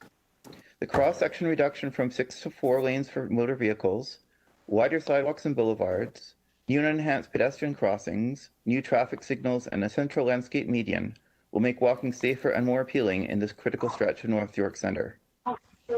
Here are some of the key reasons Walk Toronto supports Transform Young. The current does everyone, Sorry, is there if any you're question? if you're not speaking, if you could put your mics on mute, that would be greatly appreciated. Here are some key reasons Walk Toronto supports Transform Young. The current configuration of Young as a wide 6-lane highway divides the area and jeopardizes safety for pedestrians and cyclists. The inadequate sidewalks, absence of cycling infrastructure, and lack of seating and trees send the message that street life is not welcome. North York Centre's current population density is comparable to downtown Toronto. Local amenities such as rapid transit, shopping, entertainment, and trails mean many local residents don't need a car. Yonge Street needs to be their main street, not a highway. The Transform Young option makes Yonge Street safer and more accessible, including for those with disabilities. The wider sidewalks create a consistent clearway and remove sidewalk pinch points. Transform Young helps implement the city's Vision Zero road safety plan, narrowing crossing distances for pedestrians, adding signalized crossing locations, and giving pedestrians adequate and safe space to travel. There are 3 public elementary schools and 2 high schools along the Yonge corridor between Finch and Shepherd, including the largest high school in the TDSB, Earl Haig. Their thousands of students need adequate walking infrastructure and should not be forced to hurry across a street that is far too wide to navigate safely. And finally, the many improvements to the public realm will foster a more attractive environment for North York's cultural sector and for businesses serving a very diverse population. They'll make North York Centre a destination for local residents, for nearby neighborhoods, and for people throughout the city who can get there by walking, by cycling, and by transit. This proposal is an opportunity for the City of Toronto to create a safe, efficient, attractive, and barrier-free street in the heart of North York. Walk Toronto urges members of the Infrastructure and Environment Committee to rely on the evidence presented in the staff report, to follow City of Toronto existing policies, and to support the recommended option that would see Yonge Street reimagined. Thank you. Thank you very much. Any questions for the deputant? No? Okay, thank you very much. Mary Iannucci. Good morning. Good morning, Mr. Chairman and committee members. Can you hear me? Yes. Thank you. Thank you Hello? for this opportunity to speak. May I?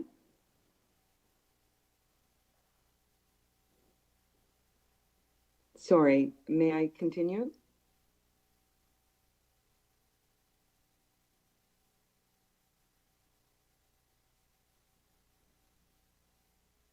Hello?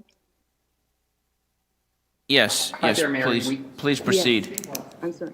Hmm? May I proceed then? We just need you to speak a little louder.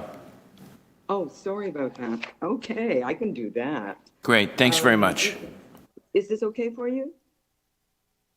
Is this Yeah, okay no, that's for you? great. Just speak right into the mic. I have to do it as well. All right, thank you. Sorry about that. First of all, thank you for this opportunity to speak. I have been living in Willowdale for 43 years. Although there are a host of reasons to transform Yonge Street, I will focus on the much maligned issue of traffic.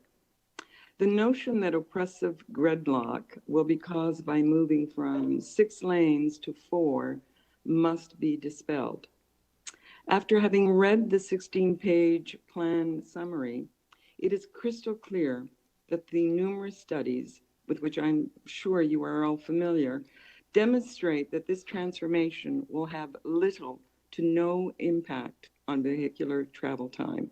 In some cases, adding an extra 1, 3, 5 seconds, overarching at the most to 1 minute is what is identified as a possible negative impact. I want to offer another observation on the inherent controversy associated with traffic. My aim here is not to be morbid, nor to be insensitive. Although it is a painful journey, I ask you to revisit and examine with me April 23, 2018, the day of the infamous, horrid van attack on Yonge Street. The stretch from Finch from Finch to Shepherd was completely shut down to facilitate the investigation. The following day, April 24, despite the fact that Yonge Street remained closed from Finch to Shepherd, there was no resulting traffic mayhem. Sadly, in the aftermath of the vile, cowardly, despicable act, it was the innocent victims and their families that were left to bear the heavy burden, and to this day continue to bear the burden of the mayhem of this horror. Not traffic, not cars. Motorists, including those from the 905 area, quickly found alternative routes. Traffic was dispersed so that other alternative major routes shared the responsibility of moving cars, not solely the Yonge Street corridor. To be sure that I had not misremembered, I researched various news media archives in order to see if there were any reports of the closure of Yonge Street resulting in vehicular chaos. I found not a single one. My point, from this tragedy of that horrifying day, we ultimately learned that all street planning must be guided by more than simply accommodating cars. This perspective is highlighted by the study's own findings, which show that adverse effects on travel time caused by moving from 6 lanes to 4 are so nominal that they are essentially negligible. In conclusion, as a longtime resident of Willowdale, I absolutely support the envisioning of transforming Yonge Street to a more vibrant, people-centered, safe, dynamic, alive space. I would respectfully ask that you also support and vote for this positive change. Thank you. Thank you very much, Ms. Iannucci. Any questions for the deputant? No? I'm going to go back up the list to a few people we may have missed. Is Hyunju Chai available? No. Michael Kaur. No, we'll take him off the list. Stephen Dobos. No. David.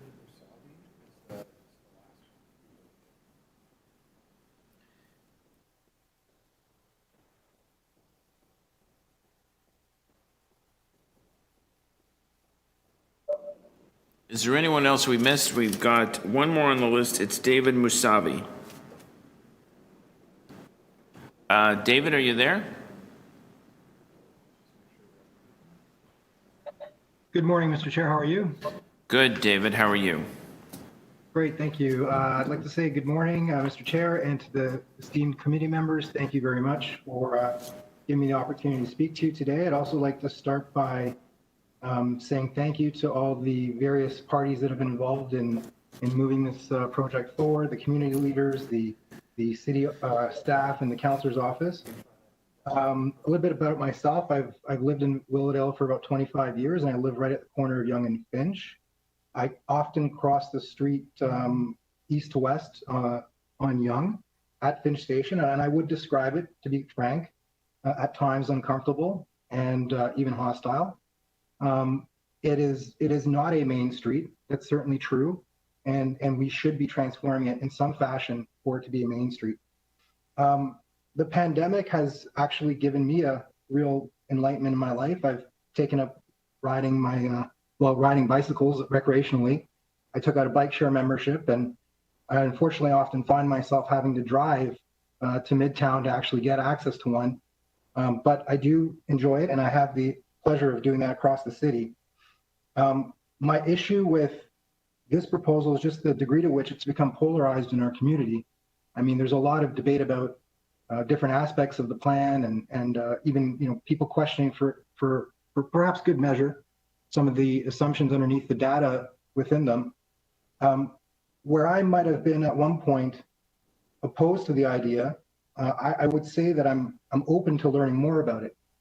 And I have, for the last 3 years, advocated for a pilot to see how it would sort of play out and work and function.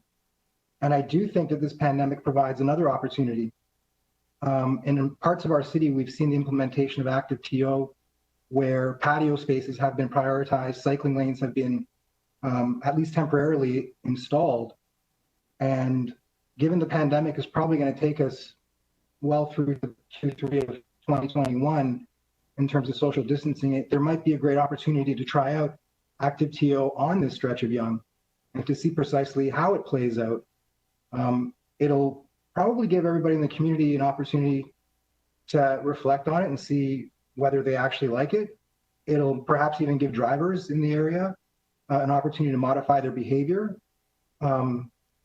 And hopefully it'll help support the local businesses as well.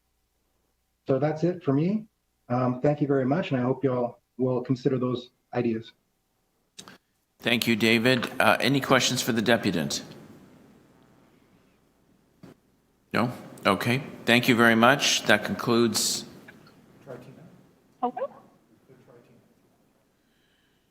Yeah, there might be one more. Is there a Tina Gugashvili on the line? Hello, hi. Yeah, this is Tina Gugashvili. Can you hear me?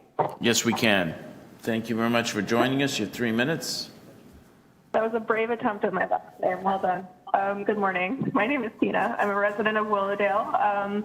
I want to speak today about the Young project, and I would really encourage the committee to support the project. I think it'll make the space in this neighborhood so much more accessible to the community and help bring us all together. I've moved to Willowdale recently from the High Park neighborhood in downtown Toronto. I really do love this neighborhood for many reasons, but I've noticed the one way that it's really different is the accessibility of the neighborhood core of the community. I really used to love exploring my neighborhood on foot, on cycling, walking around with my family, and that hasn't been as accessible to me here. Yonge Street is the core of our community. I've heard a lot of people, talking about Beecroft Road or Doris Avenue, but that's not where everything really is. It's not where the businesses are. It's not where it's interesting to walk and look around at our community and see, people congregating. But at the moment, it's really inaccessible for walkers and bikers and joggers, just for residents who live here. It doesn't feel like a space to spend time in. And in the end, it discourages people from exploring Willowdale, getting to know the people, and more importantly, the small businesses can be really inaccessible that are lining Yonge Street right now. I think that the Reimagining Yonge project will go a long way to create a livable main street for residents.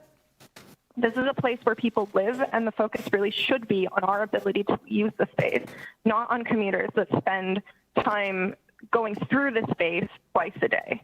And so I think it'll really support people's daily active living, as well as reducing collision rates, as so many people have talked about today, and that's a really important public health consideration as well. I really hope the community will choose to support this project. It's really necessary in strengthening our community and making this neighborhood an attractive place to live and do business. And as a resident of Willowdale and a person who really wants to make this my home for many years to come, I think that it will improve all of our lives in multiple ways. Thank you very much. Thank you, Tina. Any questions for the deputant? No? Okay, thank you very much, Tina. That concludes our deputations on this item. Are there any questions for staff?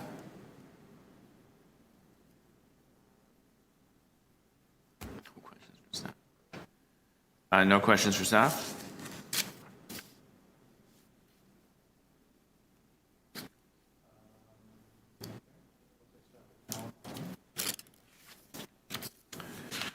I have a couple.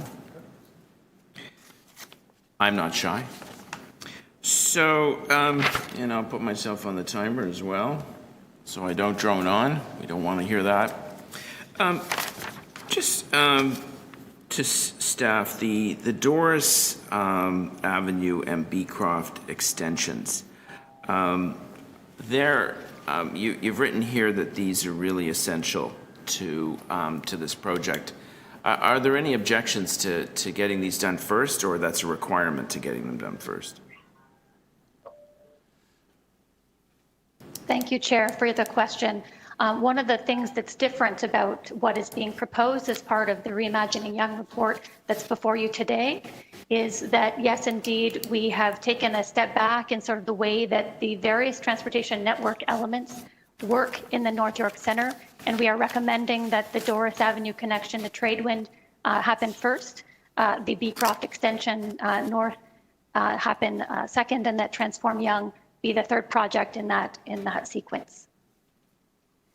So I have a price tag here of $60 million. Does that include the 2 street extensions as well as the public realm work on Yonge Street? Chair, no, the price that you're referring to is specifically for the Yonge Street, Transform Yonge. The other projects have been long in the planning process and are each respectively in the budget. So Doris Avenue and Beecroft extensions are in the long-term capital plan?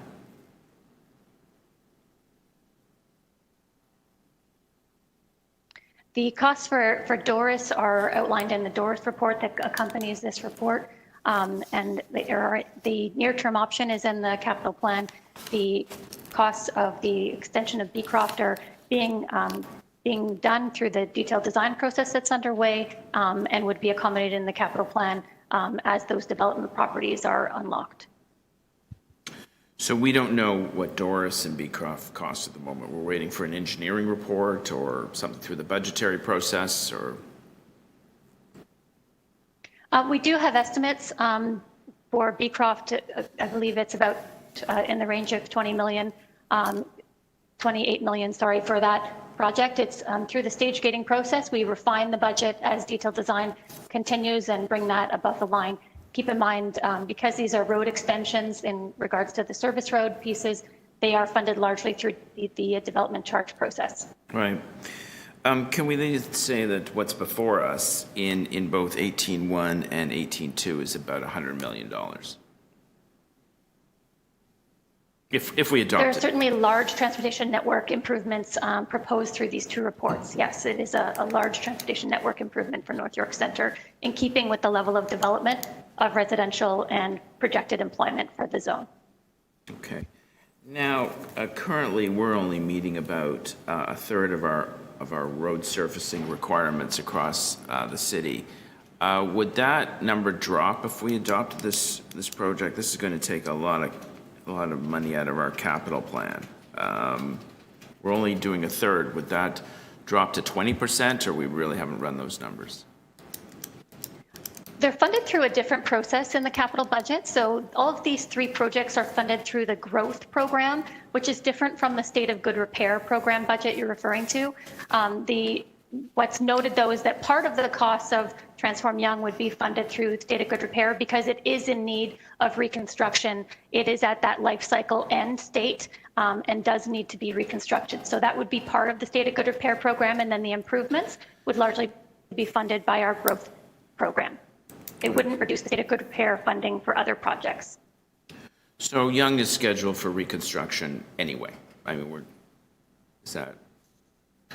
That's really the impetus of the report that's here before you, specifically related to Yonge, is that it's due for reconstruction, and we need some confirmation of the direction from council about what the future Yonge Street will look like.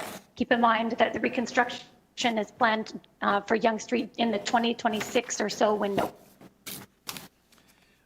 I guess I should wrap up. But environmental assessments have been done for the entire project. I know we have 18.2, which refers to a environmental assessment study. Have we completed all of our environmental assessments for the work, for the items before us?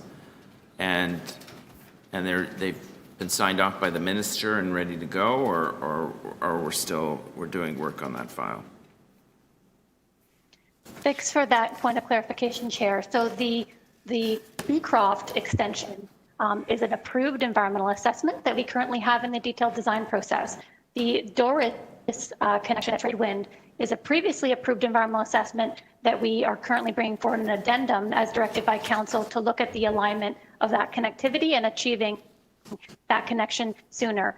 And then the Reimagining Young Environmental Assessment, we have now completed all of the steps of that, and we want to now bring that forward to the ministry to file. So we need council's endorsement of our recommendations at this stage so that we can file that environmental assessment with the province. So, well, I'm over time, and I have to set an example. So thank you very much for that. Any other questions for staff? No? Well, then I guess we go to speakers. Anyone would like to speak to this item? I see Councillor Fillion. I'll put myself on the list. Councillor Fillion.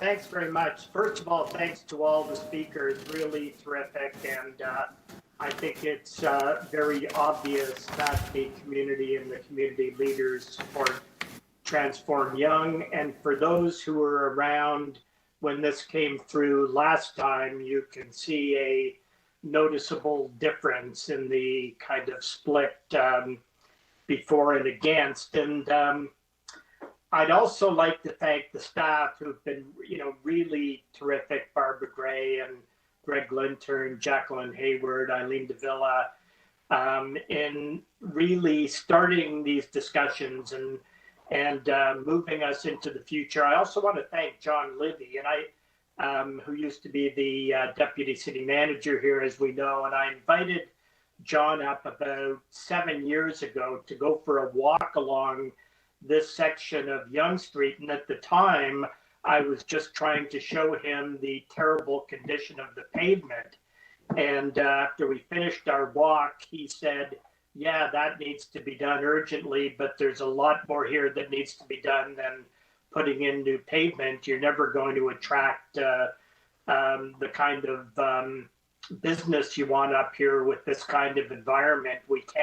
We won't be able to get people to locate offices here with this kind of environment. We really need to change this whole area. And that's what really started the discussion. I would love to take credit for starting the discussion myself, but it was really John and the senior staff. And at first, everybody was a bit taken aback by it because the idea was really a bit of ahead of its time. Right now, it kind of looks like a no-brainer, but people were used to just thinking in the present, and when Marcus, my chief of staff, and I went out to start talking to the community, we really noticed a major shift in people's thinking as they learned more about it. At first, people would go, "Oh, I don't know, sounds a bit risky removing those lanes." And then as you had the discussion about, well, do you want to live next to a highway or do you want to live next to a main street? And people started saying, well, what would the main street look like? And as that vision sort of started to appear on people's screens, they shifted. And at the end of each of those meetings, I'd say, how many people have changed their position during the course of these discussions? And there'd usually be, 15 or 20 hands go up. And then I'd say, which way did you switch? And every meeting, it was almost all switched from having major reservations to being strongly in favor. So, and that has only accelerated as a result of the pandemic. And there's very few positive things you can say about the pandemic, which is an awful tragedy we're going through. But it has kind of made people look into the future and understand that a bit. And it has made people understand the incredible importance of having adequate public space, having nice wide sidewalks, and having a neighborhood where you can do all your shopping and you can have outdoor cafes and you can meet your friends, and where the community will come out and gather and see it as their main street. So I think everything is coming behind this terrifically well, and I look forward to you approving it. Just to deal with one of the chair's questions, and I don't want to dwell on the finances. This is, a great vision that we want to endorse. But if you looked at how much money has come out of the North York Center and how little of it has come back, I think we would all be embarrassed by that. So this is a plan that will bring whatever it costs. It will bring a small amount back of what the city has collected in land transfer tax and development charges and a huge amount that comes just in people's property taxes. And it's always been hard to get some of that flowing back. So I'm really glad that that will be happening for a change. Great. Thank you. Thank you, Councillor Fillion. And I was reminded that you were the author of The Only Average Guy. And I own the book, and it's one of the finest written story or saga of municipal politics I've read. And certainly I can't believe it. It seems like so long ago, but it actually is in recent history. So, well, you really know how to get on my good side, Mr. Yes. I assure you I own no share of the publishing company. Any other speakers on the item other than myself? Yes, Councillor Cole. Yes, I was just pulling out an old picture of the old Joseph Shepherd House, also known as the Dempsey Brothers store.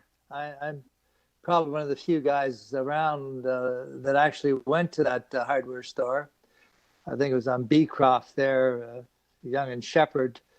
And I think that we forget that this was a vibrant village, a town with its own sort of character and history and heritage, and became part of what we know also as Willowdale, another unique part of Toronto. I remember Mayor Crombie always talking about him coming and growing up in Willowdale. And then it brought to mind the creator of modern Willowdale, or the Young Shepherd Center, is my good friend, the mayor of all the people, Mal Lassman. I mean, he built the city. He created the city, built on the dream of public transportation. You know, he fought to get the subway stop there, the Park Lane subway entrance there. He really believed in creating a heart in North York, you know, with the Mal Lassman Square, where Councillor Fillion has his concerts all summer. And it is an amazing part of Toronto with its true character, heritage. And I think this is the next step. And I know you can never predict what Mal Lassman would support, but, you know, Mal was a pioneer in creating that transit city hub there.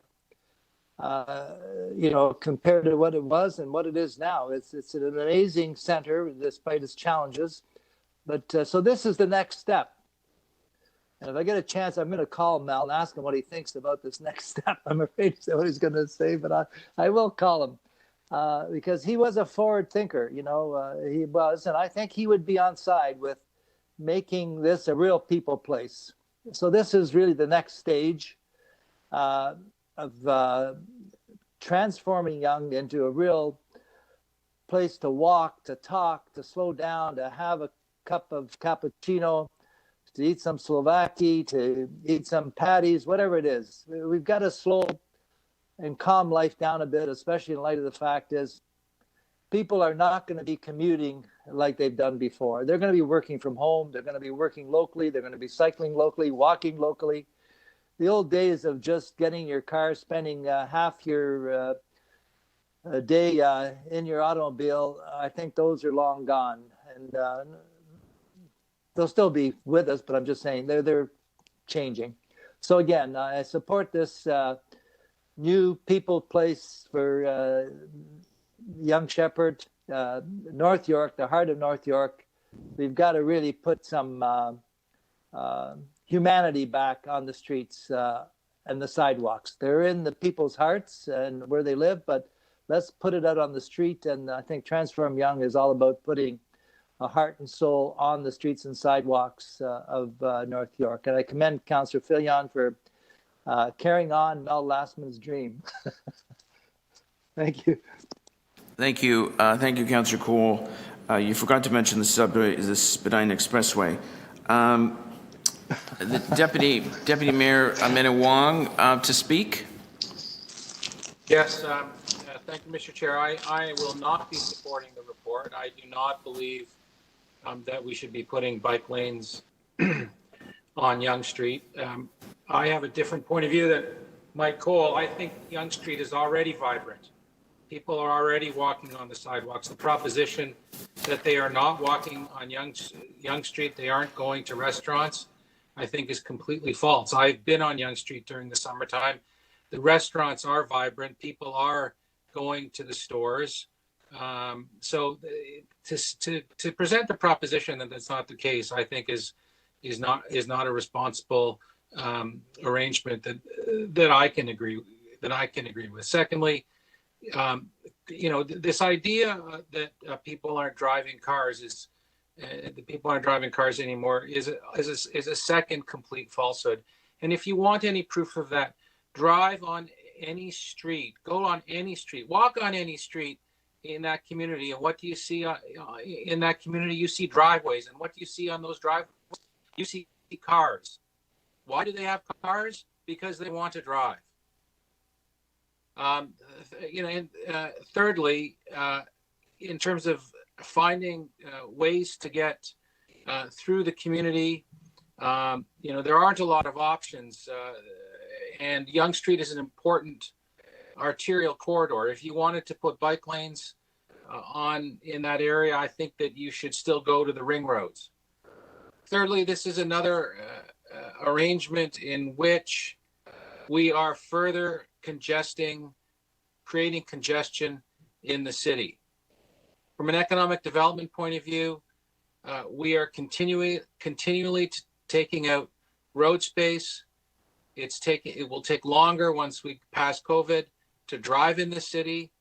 And I can tell you quite frankly that from an economic point of view, we need people, not just from within the community, but from outside the community in this area and in all areas to come into Toronto and go to restaurants and go to movie theaters and shop.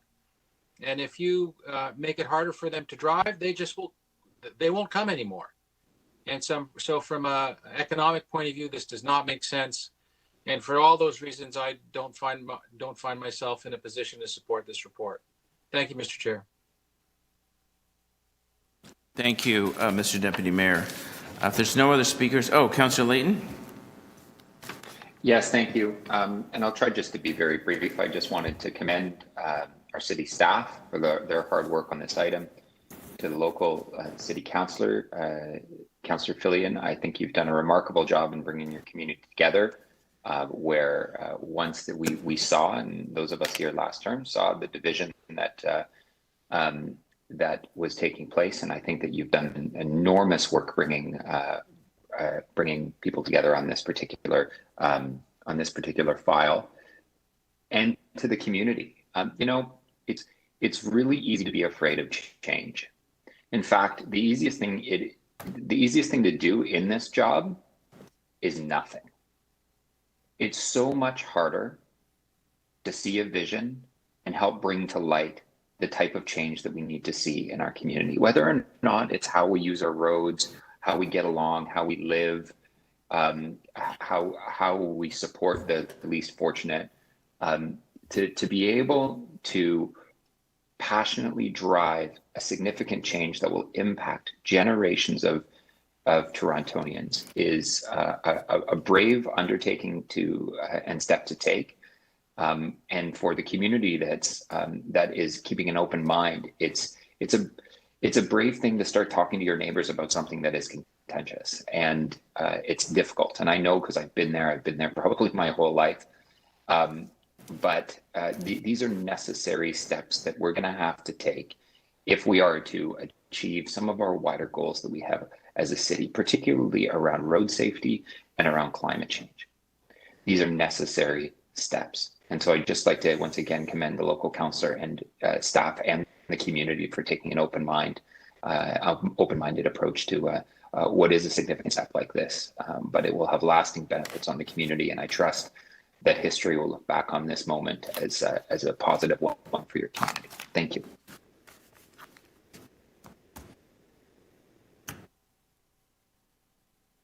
Thank you, Councillor Layton. I will, I guess it's my turn. Anybody else? So I have a motion. I believe it's on CMS, and it can go on the screen as well. And what this is constructive incrementalism, or in some cases, radical incrementalism. Making sure that we take this on. If we're going to take it on, let's do it right. And what I'm advocating here is for committee today to endorse the Doris Avenue, South Service Road, and Beecroft Road North to Drury extension, subject to the budgetary process. And throughout the document, there's numerous references to these two extensions, which reference them as vital parts of this project. You can go to page 3 of the report. You can go to page 16 of the report. These are important parts, and these will take a lot of the congestion off of Yonge Street. Secondly, I was just adding up the number of development applications in my ward where the developer was responsible for road construction. And we're asking staff to see whether they can secure contributions through the DCs and through their application approval process, paying for both the Doris Avenue and Beecroft Road extensions. As I said, development applications in my ward, I added up 3 already, where they are responsible for paying for the roads and not the taxpayers. Thirdly, I think that once these roads are built, it's important to do another traffic density study because these roads are supposed to take an enormous amount of traffic off of Yonge Street, create alternative routes, but at the same time, traffic densities are down now, and we really can't measure it effectively because we don't know what the new normal will be in the years ahead. And finally, I think that the General Manager of Transportation should report back on the findings of the traffic density study on Doris Avenue and Beecroft, and seek direction, future direction, on where to go with reimagining Yonge. Now, I think it's important to realize what my lens is. I ride my bike a lot.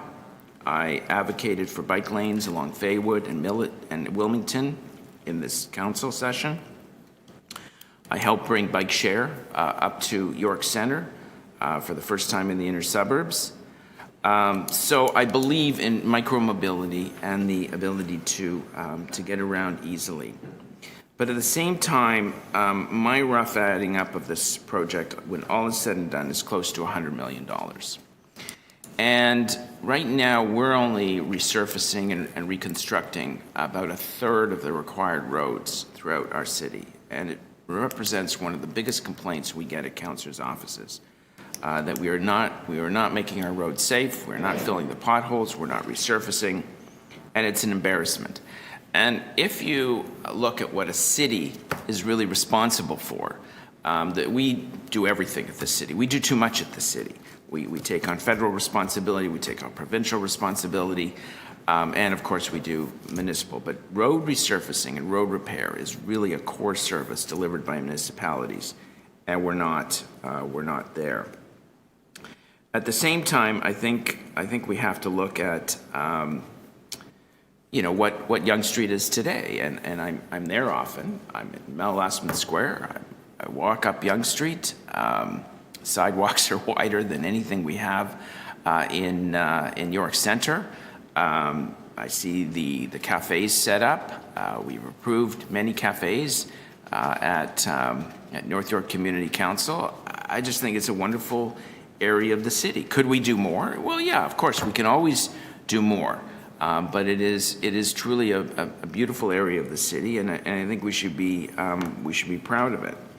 So with that, I think we're sort of living in abnormal times, as we all know. The traffic densities are down. Our financial situation is not healthy. We can't take this on. We can't adopt it and support it here and at council and then never get it done. I don't think that's right. We must move incrementally. We must make sure that we have the funding source, that we have up-to-date studies in a post-pandemic world, and then we can proceed to see and let the next council decide whether they want to take it to the next step. So those are my comments, and that's my motion. And I have a question of the mover, Mr. Chair. I guess that's me. Yes, if you could put them up again. As you know, I haven't seen them before. Is there a reason you didn't want to discuss these with me? No, I wouldn't take it personally. This is the jurisdiction of our committee. I've read through the reports extensively. These are my ideas to make sure we have secure funding sources. No, it's just. So I'll go to the recommendation 4. It would appear that if you're asking, it looks to me like this is, again, I'm seeing this for the first time, but it looks like you're in effect sending this back for the 4th time, I think, for further study for things that have already been studied to death, and that then a report back to seek direction. Am I interpreting you correctly? Well, I think what you see here is a plan to get the essential parts of the plan done, which is item number 1, and it's, as I said, it's referenced several times on page 13, page 3, page 16, and of course in item 18.2, the next item on the agenda. So that's really adopting staff recommendations on number 1. Number 2 really deals with funding sources and how we're going to pay for this. And as I mentioned in my opening remarks, there's examples that I can count locally, and I'm sure there are many across the city, where developers pay for growth, including street. So, Mr. Chair, I'd ask you not to use up all my time with long answers. I'm just trying to understand the intent of this. It looks like you're trying to replace the staff recommendations with something which is in effect another deferral to look at things that have already been looked at. So the next item on the agenda deals with the Doris Service Road. I'm not sure why that motion is here. And are you aware that we currently have a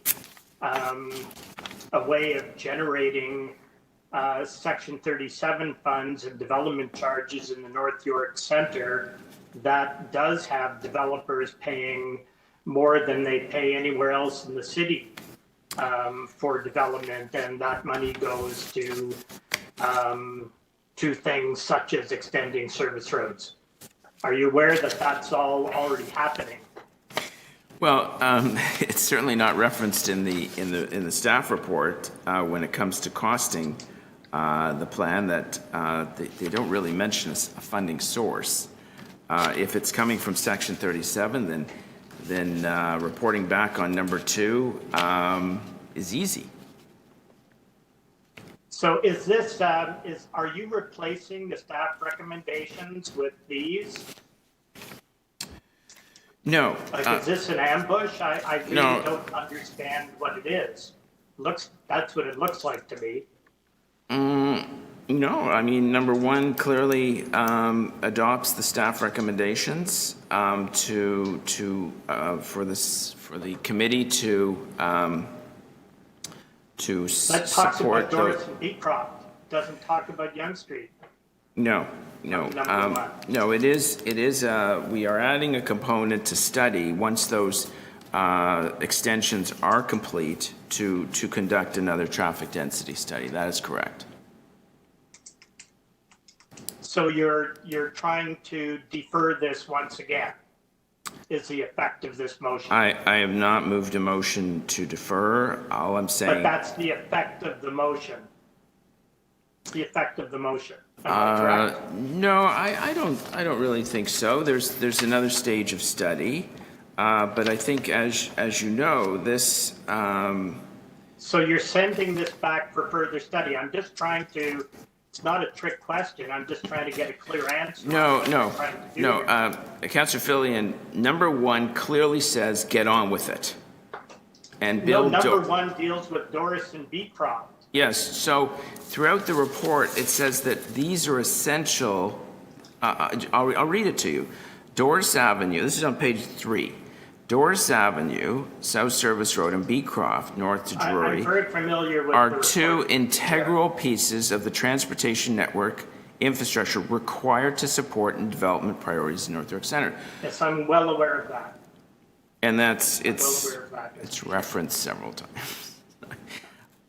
Yes, so I will conclude that the answer to my question is yes. I don't know why you just don't come out and say it. You're once again trying to take years of work and send it back for further study on things that are already known. That's, and you haven't said anything that would make me think otherwise.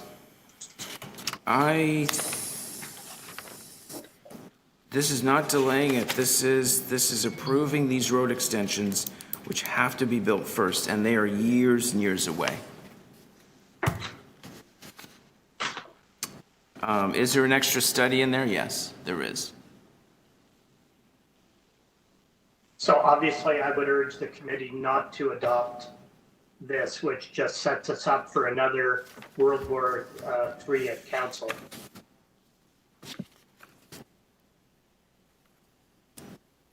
Thank you, Councillor Fillion. Any other comments or questions? Mr. Chair, I would request that we have a recorded vote on your amendment, please. That request is granted.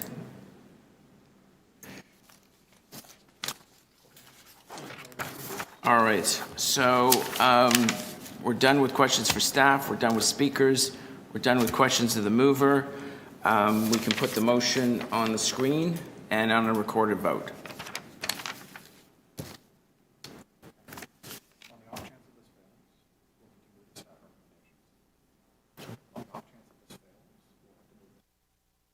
So I am reminded by the clerk that nobody speaking has moved the staff recommendations. So if this fails, someone will have to move the staff recommendations. All right, so all those in favor?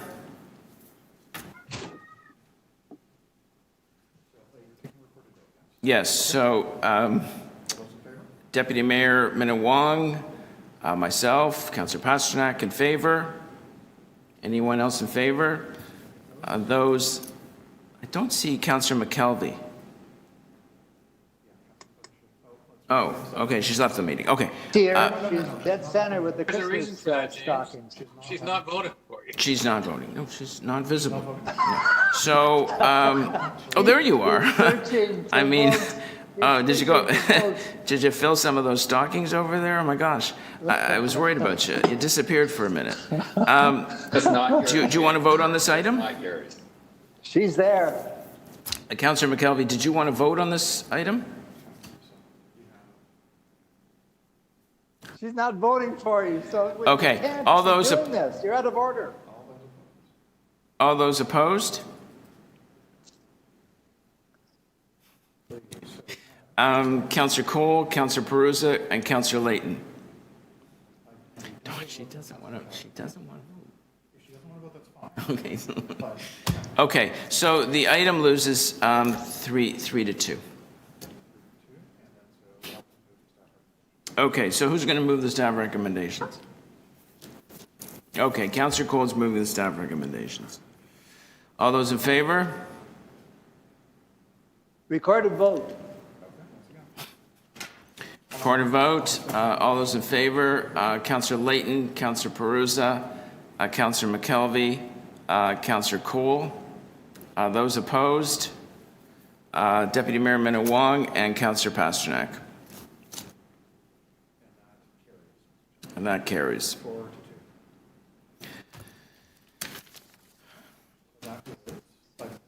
That is item 1. Now we have a deputant for item 2, a Raymond Jean.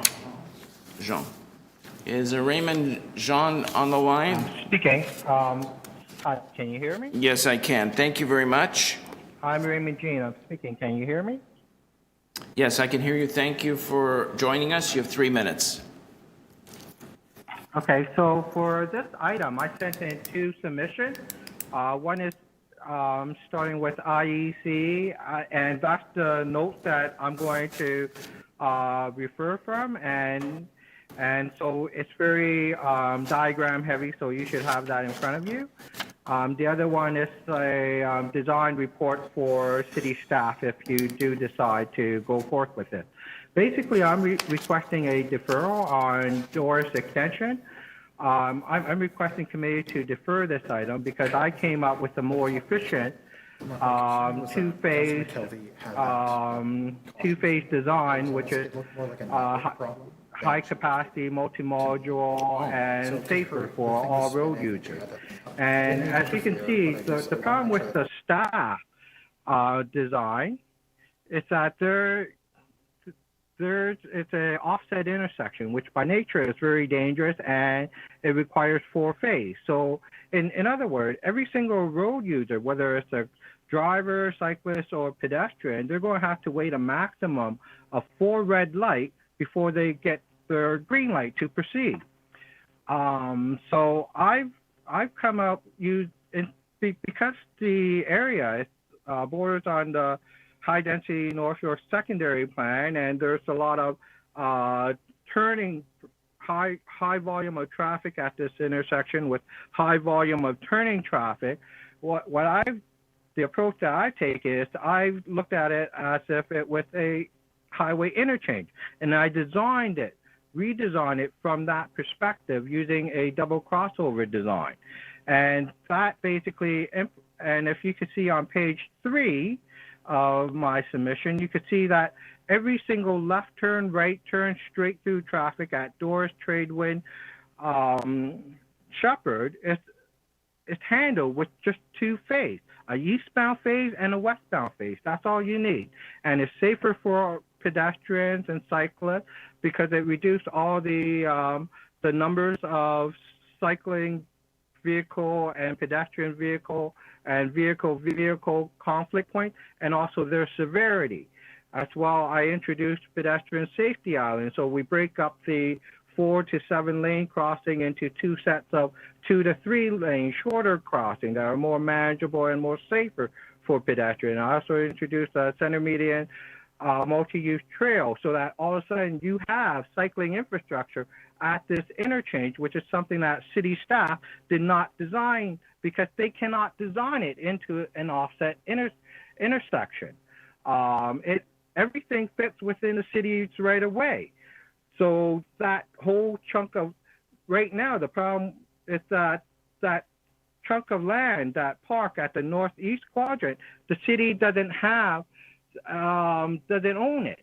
And all that land on the west side of Barrington to the south, the city expropriated. But hey, guess what? In my design, you don't even need that, right? So sorry, Raymond, if you could wrap up, that'd be great. You're over 3 minutes. Design to explain how it worked with a diverging diamond double crossover design and how that converts into this environment for us.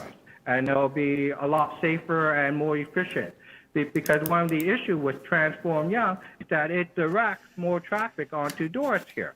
And not only that, but it eliminates the left turn from Yonge onto Shepherd, which means you have to handle more left turn here at Doris and Shepherd. Any questions? Question? Yeah, no. Yes, no, thank you. Thank you very much. Yeah. Any questions for the deputant? Councillor Cole. Yes, thank you very much, Raymond. You obviously put a lot of time into this. Have you talked to any of our transportation staff about your ideas? I submitted the report. I notified them that was 2 phase. And also, by the way, about 3 years ago, because Raymond, have you talked to our staff? I talked to staff on a number of issues. They have about 10 of my suggestions on their file. So if you go to transportation service staff, you look up my name, there's everything on Yonge 401, a whole bunch of designs. No, about this specific redesign. Have you talked to our staff recently about it? That's all I'm asking. I talked to Jason. I notified him in the summertime that I came up with a 2-phase design, but I haven't shown it to him, right? And I submitted that 2-phase design. Okay, so you haven't. Yeah, so perhaps you could send it to staff. Would you do that again? I'll make sure they talk to you about it. Thank you. Yeah, and by the way, I would mention that this is very based on like Lawrence and Avenue, like Lawrence and Allen. They have a that interchange in your ward. I spoke. It's a similar conversion to that because that interchange had 2 set of 3-phase, right, which blocks up traffic into gridlock. So I converted that one into a 2-phase as well, and I talked to using a similar design, and I talked to Councillor Cole 3 years ago about that. And wow, I gotta say, Josh, you aged a lot in the last 3 years. That's a little joke. No, listen, Raymond. All right. I'll talk to you about. I'm very interested in talking about Councillor Pasternak's favorite expressway in my ward there, the Allen Expressway. I'll talk to you about that suggestion you have for the Lawrence and Allen situation. Thank you, Raymond. Thank you, Councillor Cole. Thank you, Councillor Cole. Thank you, Raymond. Unless there's any other questions for the deputant, we'll move on. Okay, any questions for staff? Any speakers? I had a question for staff. Oh, you did? Okay, Councillor. Okay. Could I ask staff if they'd be just willing to have a discussion with Raymond about some of these suggestions he's put forward, an updated. I'm sure you've dealing with some of his suggestions, but could you please see if you could arrange a time to talk to him about his very thoughtful recommendations? To the chair, right where I was for a moment, sorry. We're always happy to hear from constituents with thorough ideas. So yes, we're happy to do that, Councillor Cole. Thank you. Thank you, Councillor Cole. Any other questions for staff? Okay, so this is IE 18.2 North York Center Doors Avenue Extension. Oh, this is something I can support. Let's do a recorded vote. All those in favor? Councillor Perusa, Councillor McKelvey, Councillor Cole. That's all I see on my screen. Councillor Menawong. My apologies, I had my screen off. And Councillor Layton. Councillor Pasternak. I think that passed unanimously. Did I leave anyone else? That passed unanimously. Thank you very much.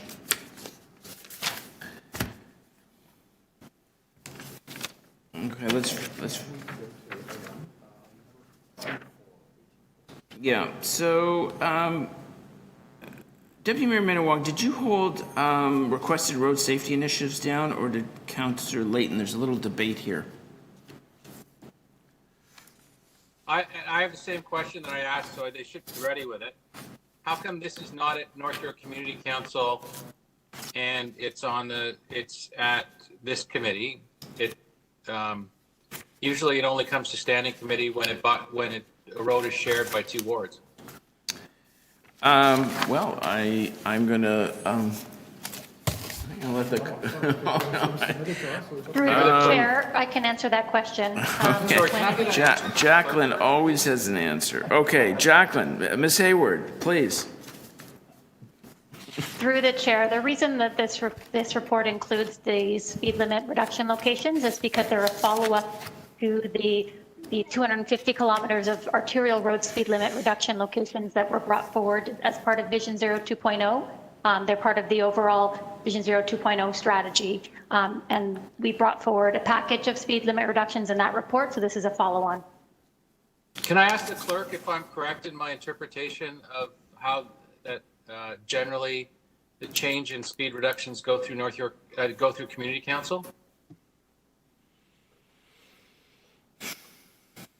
Mr. Deputy Mayor, I apologize. I'm not able to answer that question effectively. We can find an answer for you. I apologize. Okay, maybe can Barbara answer that question? Does that usually go through North York Community Council? Like, I don't see speed reductions coming to this council. This, Mr. Deputy Mayor, this item will go to council. No, I understand that. So we can certainly get answers there on why it's taken this pathway. No, well then I'm just going to remove referral of those 2 streets and a report be prepared to be sent to North York Community Council because that's the way we normally do it. So through the chair, we usually do, Deputy Mayor Minawong, we usually do bring them through Community Council unless they're part of a strategic report. And since we had a package of them included in the Vision Zero report earlier this year, we are following them on here. Unless, of course, it's a boundary road, and then we would bump it up here. So that's why this is unusual. So that means any reductions on arterial roads that you decide are Vision Zero related, you're going to remove from consideration of the local community, and you're going to take them to standing committee. No, just the ones that were in that strategic report that we brought forward. We brought forward 250 locations, I believe, that included speed reductions as part of that report. So that's why we brought them on as a follow-on. We were asked to bring a follow-on report, and so that's why they're here. Okay, Mr. Chair, can staff prepare a referral motion for a report to be prepared for North York Community Council on these 2 streets? I could type it out for them, but I'm just kind of for efficiency's sake. Yes, if we can this direction. We'd be happy to craft a motion to refer that back to Community Council. Yes. The other reason I'm asking Mr. Chair, just briefly, because I don't think this should take a lot of time, is, that even the title, it's not clear from the title that these 2 streets are being considered. So I think there should be a title here that tells people that are looking on the agenda that there might be a street that is going to get a road reduction in speed. Thank you. Any other questions for staff? Councillor, yes, please. Councillor McKelvey and then Councillor Layton. Hi, Chair Pasternak, can you hear me and see me now? Yeah, no, we can see you. We can hear you. Okay, great. My question is just a quick one about the automatic speed enforcement. I was just notified that emergency vehicles with sirens on are getting tickets. Is this true, and can we fix that?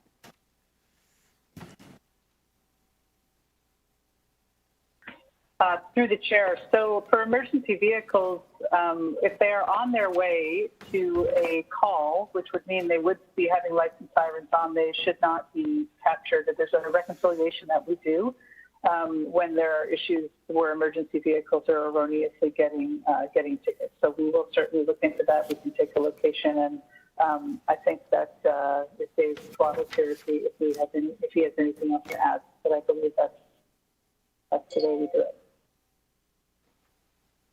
That's correct, Barbara. Okay, thank you. The question, Mr. Chair? Councillor Layton was next, and then Councillor Cole. Okay, thank you. Great. Thank you very much, Mr. Chair. A couple of questions. First on the notion of right turns on red, because I think the answer that I read in the report about the request it wasn't instinctive to me. And so could you explain why the recommendation is that we don't pursue all all intersections, but instead do them on a case-by-case basis?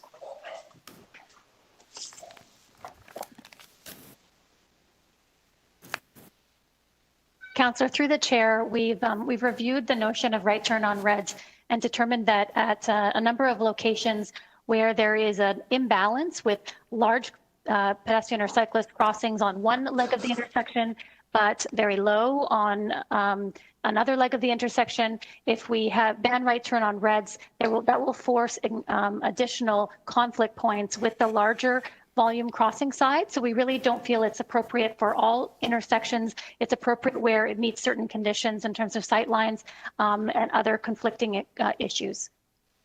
Have we evaluated the use of something like a leading right turn signal in some instances? We were using them on King Street for some time. I'm just curious if that resulted in more or less conflicts with pedestrians.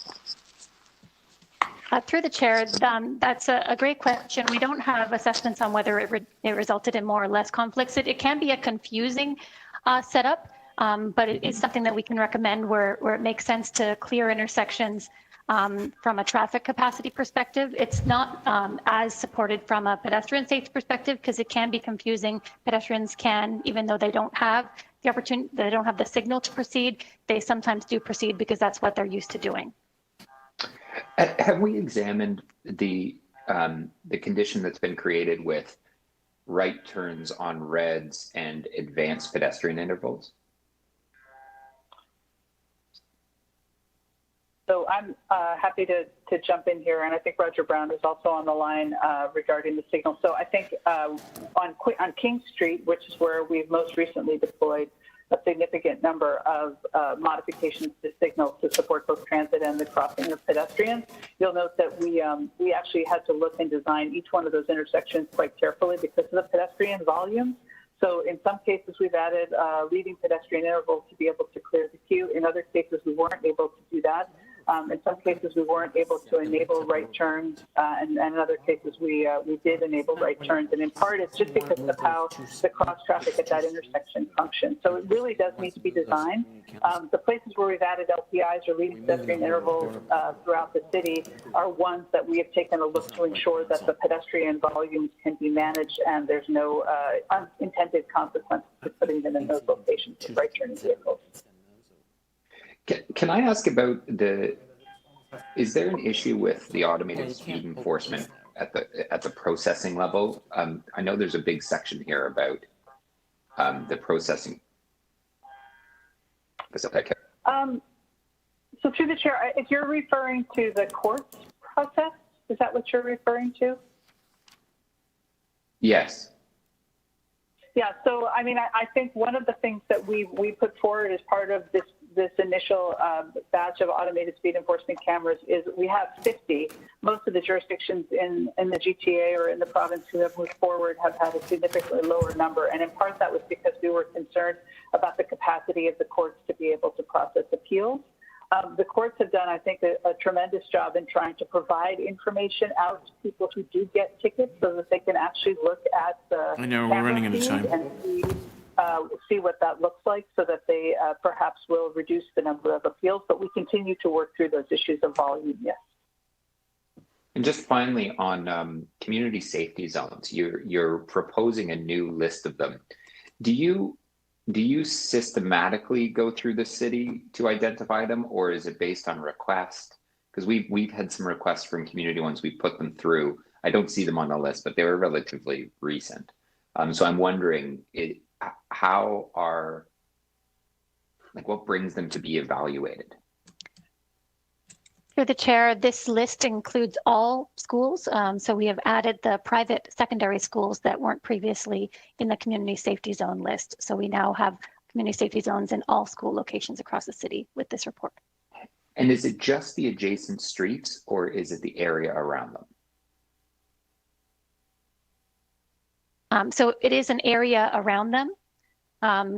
It's fronting the school. Sorry, but So just the streets. We'll do an assessment. I'm sorry, Councillor. No, please. I think you were going to answer my question. Yeah, I was just going to say we'll do an assessment. The province's rule on community safety zones for this program has required them to include a school zone, but we will look beyond the 50, I think it's 50, the distance, the frontage of the school zone in order to look to try to get to the next arterial where we have students crossing. So we've taken a broad interpretation of the boundaries and we've done an analysis of each one to articulate that, but they do all include a school zone. It's 150 meters around the frontage of a school. Oh, perfect. Thank you very much to both of you. Thank you, Councillor Layton. And I believe Councillor Cole? No. Yes. Councillor Cole, okay. Thank you, Mr. Chairman. I just wanted to continue on where Councillor Layton left off with the speed enforcement cameras. I know we get questions always about traffic concerns and can they get a camera on their street. But right now, the provincial legislation just allows us to erect the automated speed enforcement cameras within 150 meters of a school. Is that not correct? Through the chair, we can put them in community safety zones. So the community safety zone does include the school zone, and sometimes it might include multiple school zones, depending on the proximity of those schools. But we can't put a speed camera in a location where there is not a defined community safety zone. And then there are some other criteria in addition to the designation of the community safety zone. There's some other criteria for being able to site those automated speed cameras, which helps to inform the decision about where they are able to go.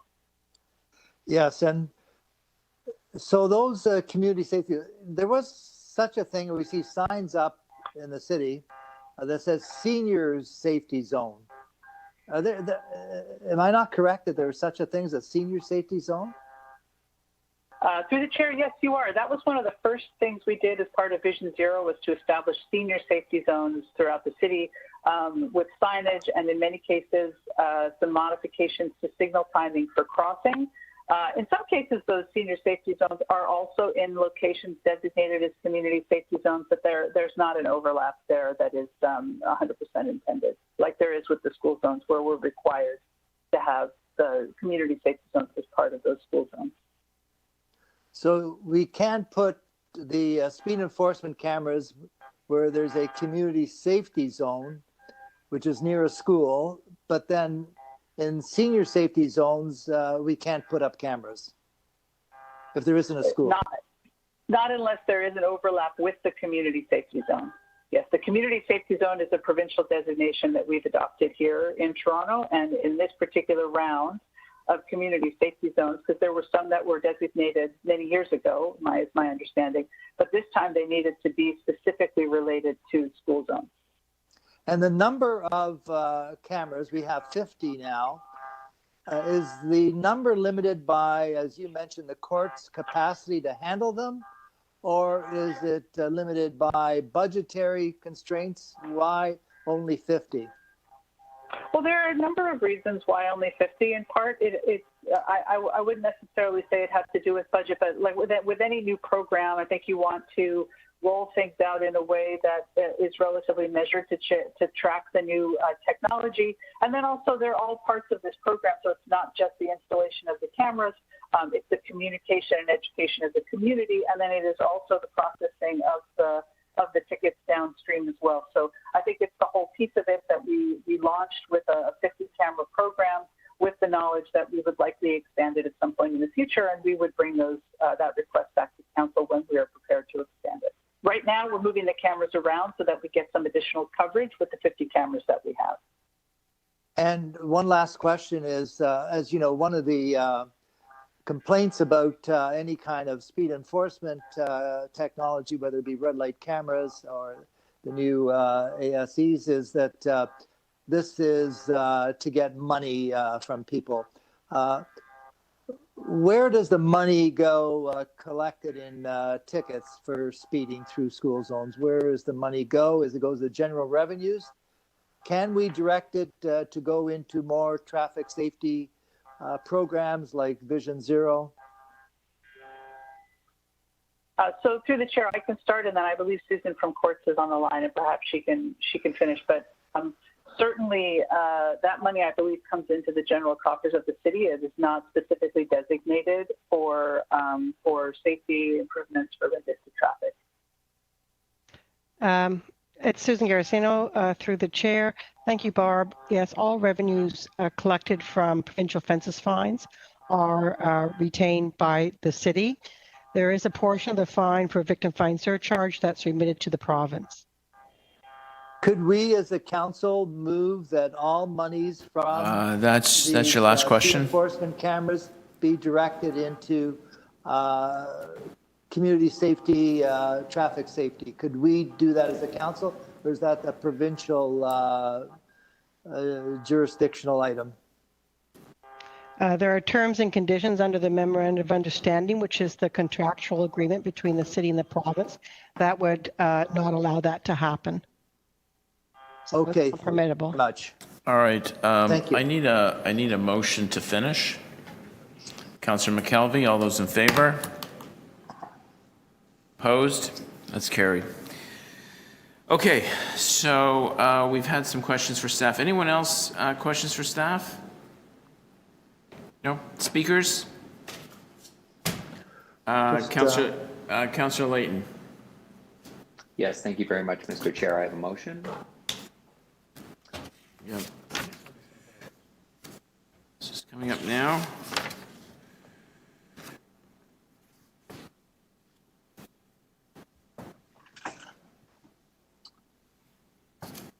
The City Council requests the General Manager Transportation Services consider, as part of the review and implementation of right turn on red prohibitions, also consider the implementation of other road safety measures such as turn signal adjustment, reducing curb radii, and or protected intersections where feasible and appropriate. You'll notice just on the motion, you'll notice words like consider, and I'm not binding staff to do anything, but I think it's worth us looking into the toolbox when we're looking at limiting right turns on reds, where we do see a significant number of accidents, is something I think is easy to do. But there are other things that we could do that could have an impact on at intersections that are of particular safety concern.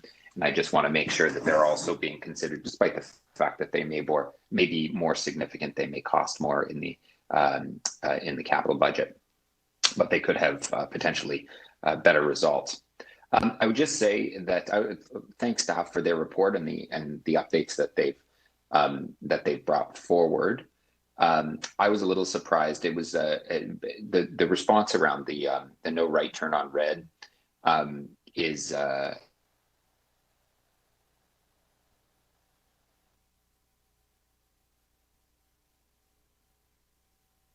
was to be quite honest, I thought there would be more evidence to suggest that it would limit the number of interactions. I think I understand the answer that they're giving. I certainly I think I can't demonstrate any evidence to the contrary, but I don't think I see any evidence that supports the conclusion that staff made. So I'm in a position where I'll take the advice from our professional staff as they're giving it in this report.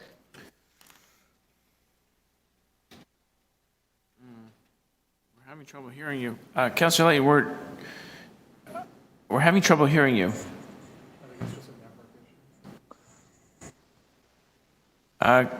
Councillor Layton, I'll hold your time, but we're just having trouble hearing your comments. Can anyone hear me? Yes, we can hear you, but we can't hear Councillor Layton. Yeah, we can't. Councillor Layton, we can't hear you. I don't know whether you want to start over or.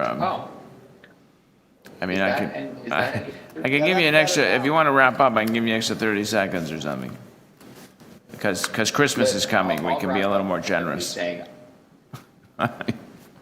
I think we should continuously look to banning right turns on reds, because I think they may have better results than and quicker results if we brought in a standard across the city. I'll just end with that, but I'm not making that as a motion. You have my motion in front of you. Thank you.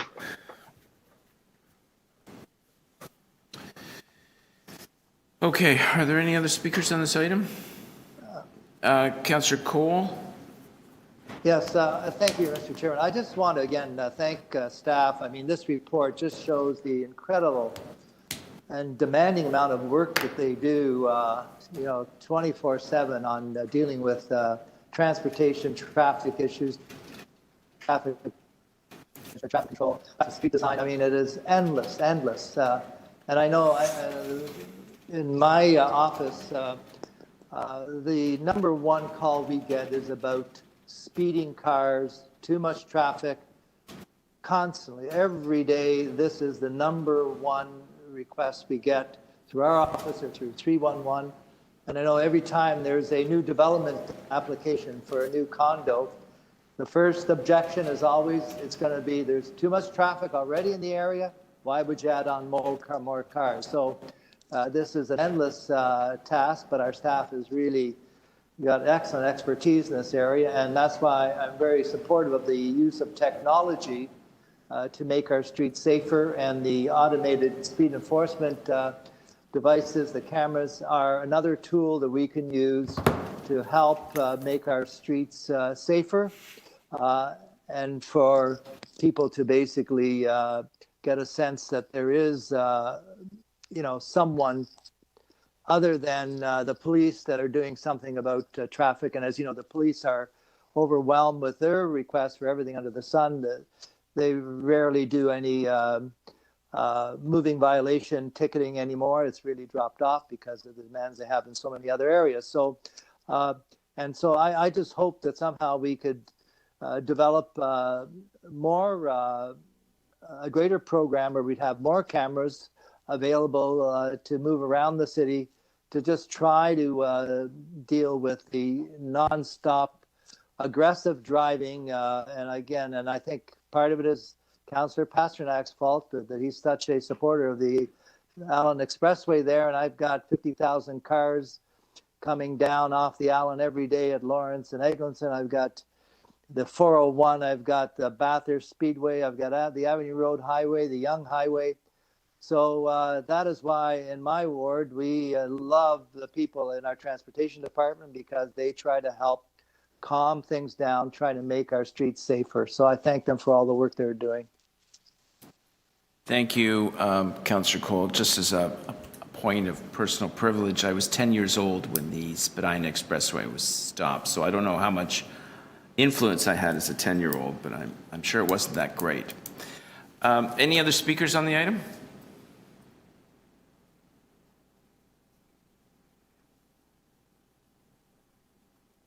No? Okay. So we have the one motion, which is looking for alternatives to, I guess, no right turn on red across the city. It's Councillor Layton's motion. All those in favor? Opposed? That is carried. Councillor Minnan-Wong, didn't you have a motion too, or no? Oh, yes, actually, Deputy Mayor Minnan-Wong did have a referral motion. But yeah, but I'm reminded that you didn't speak to move it. You're on mute. You want to clarify? You're on mute. Asked staff, as you are aware, to draft a motion to refer the portion of the report as it related to Lawrence Avenue East and York Mills for a report to North York Community Council.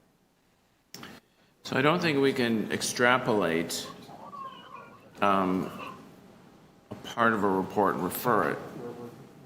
Why not?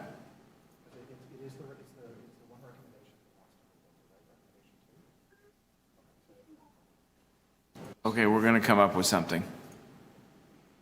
come up with something to make it happen, or come up with an excuse? No. This is an excuse-free zone. This is we're very action-oriented here, so we will be coming up with something to make it work. Thank you. Mike, what's that behind you there? The thing. Oh, it's a tree. All right. You know what? I want to hold the item down, and I'd like to go to 18.5. Councillor McKelvey, you held down the winter salt. That's not the oak tree in Councillor Perutz's writing. When you have That's the big red oak. Councillor McKelvey, winter salt usage and environmental impacts. Thank you, Mr. Chair. Questions for staff? Yes, thank you, Mr. Chair. I received a letter from a grade 8 student, Caitlin McKelvey, also happens to live in my household. She asked why we are not using potassium acetate instead of road salt at the City of Toronto. And I thought that was a good question, and I was hoping staff could let me know why. I see you have some pilot projects, but that is not included as one of the alternatives that are being investigated. So through the chair, city staff have used other forms of combinations of rock salt with other additives, such as magnesium chloride, Pro-Melt Ultra, and a few others. In fact, we've done some fusions using beet juice. So we have done some trials in the past. I don't know if we've done specifically on potassium chloride. We've done acetates and formates, which are used in airports, but we are certainly open to exploring other formulations to help us in clearing the snow. And then since this road salt, the pilots and the work is being done, I see that you've had a 15% reduction in the use of road salt. How much of that is just a reduction in application versus a switch over to any alternatives? Like, are there any other alternatives that are being used or that pilot, or is that just a total reduction? It's been primarily because of best practices. We still rely heavily on rock salt. And through the implementation of best practices, improved calibration in our spinners, we've in fact managed to reduce the use of salters by, as I say, about 15%. When we do use formulations, such as the ones that you identified, it's actually to help us with our detected point, and that's the freezing point. So it helps us, in fact, utilize salt at colder temperatures. But the reduction is primarily due to best practices. Okay, and so these pilots are still ongoing and you're continuing to try alternatives? Absolutely. We were certainly exploring all alternatives for reducing the rock salt in its form right now. So certainly if there's anything that you could suggest, we'd be open to listening to it. Okay, thank you. I will let Ms. McKelvey know with a response letter delivered to her bedroom door. Thank you. Thank you. Yes, you can slip it under the door at 4 a.m. Any other questions for staff? Yes. Councillor Layton. Please, Mr. Chair. Thank you very much. I'm just wondering if we've done, or even if it's possible, and it might not be possible because there's a lot of municipalities contributing to salt pollution in the Great Lakes.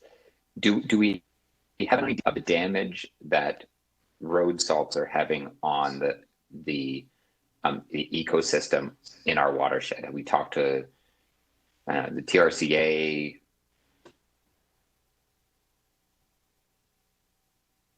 Fisheries, vaguely referenced, but we need to have a value or severity. So through the chair, I'm sorry, Councillor Layton, your question seems to have broken up, but I think I get the gist of it. We do acknowledge that salt does have an adverse impact on our aquatic system, on soils and whatnot. It has a corrosive element to it, without a doubt.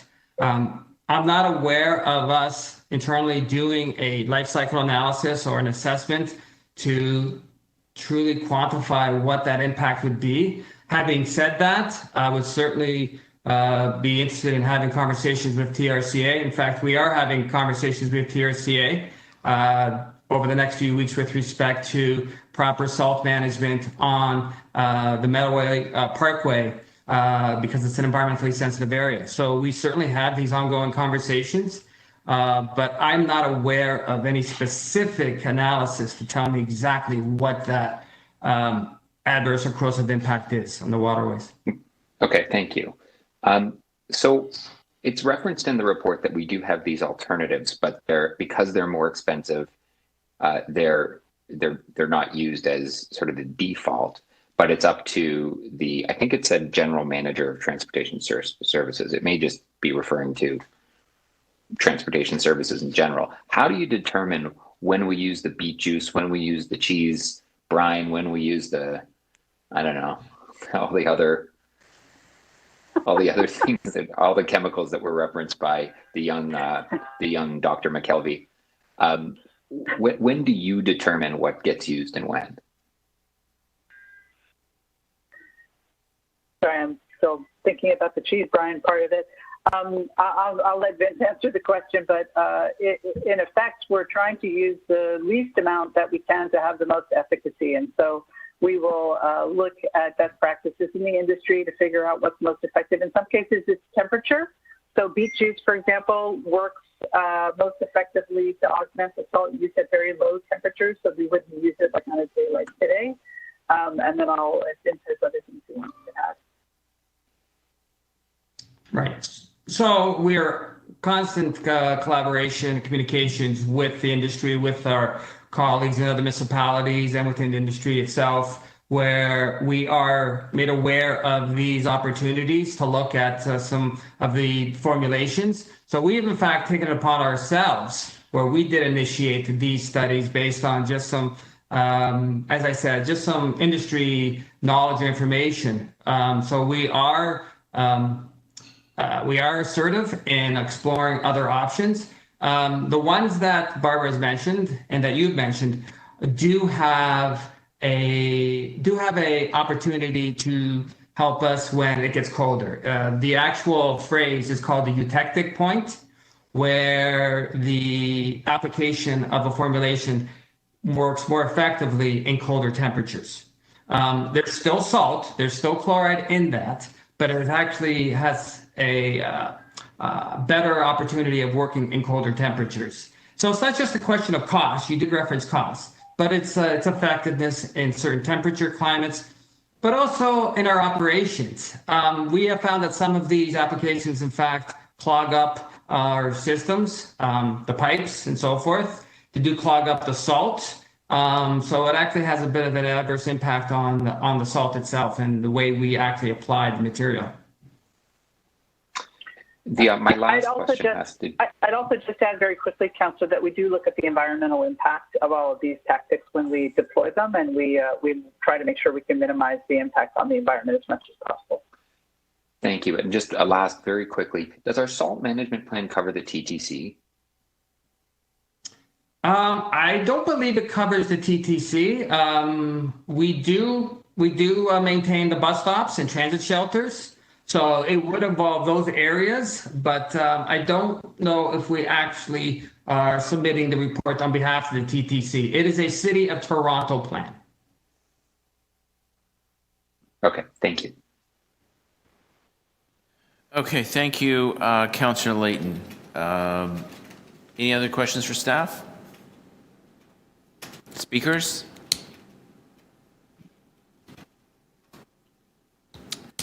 All right. I have a motion, please.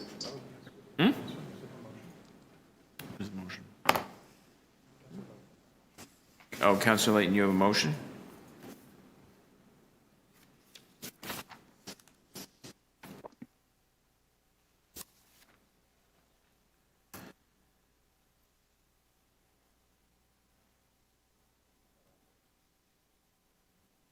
Yes, the City Council request for proposals or contract extensions for road salt storage or application.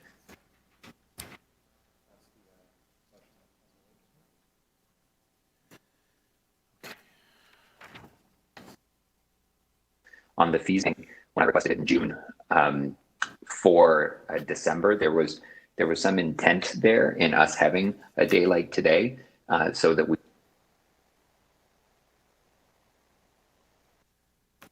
Councillor Layton, I think you're having some sound issues at your end. Maybe turn off the Wi-Fi. Make sure your Wi-Fi is not on, and go to cellular. The Wi-Fi is off. Cellular. Let me take the earbud out. Okay. Yeah, we're just having trouble hearing you. You're breaking up quite a bit. Okay. Okay. How about now? Yeah. Okay. I'll just say that. There it goes again. Lake Ontario nourishes us, it nourishes our families, it grows our food. We need to make sure that it's protected as much as is possible. And road salts have an enormous impact on the quality of water in our Great Lakes. So I think that this report demonstrates we're doing a comparatively good job in reducing, have historically been leaders in this in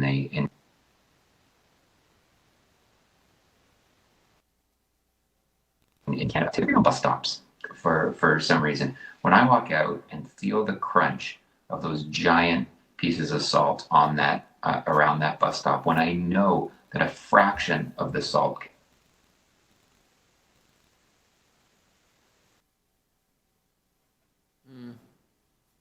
can do, perhaps that we're polluting too much. Can't do anything. And I think we really do need to make sure our staff are very well trained at using salt sparingly.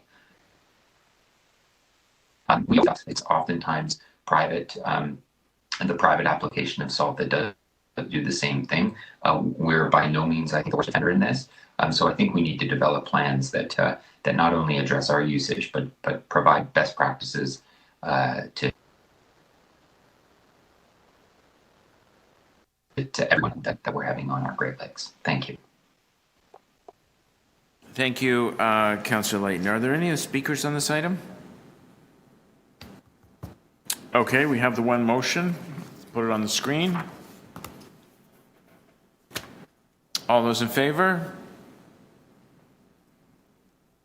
Opposed? That is carried. The item is amended. All those in favor? Opposed? That is carried.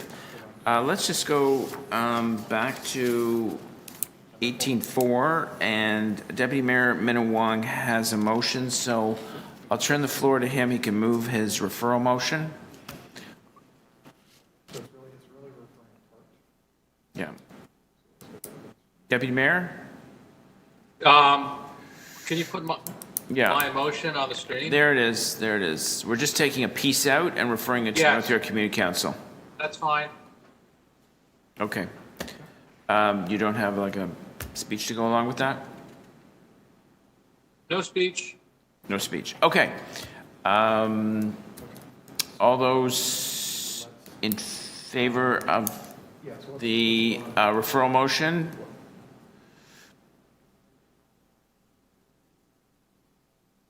Opposed? That is carried. And the item is amended. All those in favor? Opposed? That is carried. Now, the next item I have held is item 18.8, held by Councillor Cole, Metrolinx, his favorite subject. Questions for staff? Oh, I don't have a question. I just have a quick motion that I'd like to move. Already? I think I send it in to the clerk. Yeah, Put it up on the screen. we just need 1 sec. It's ready to go. Yeah,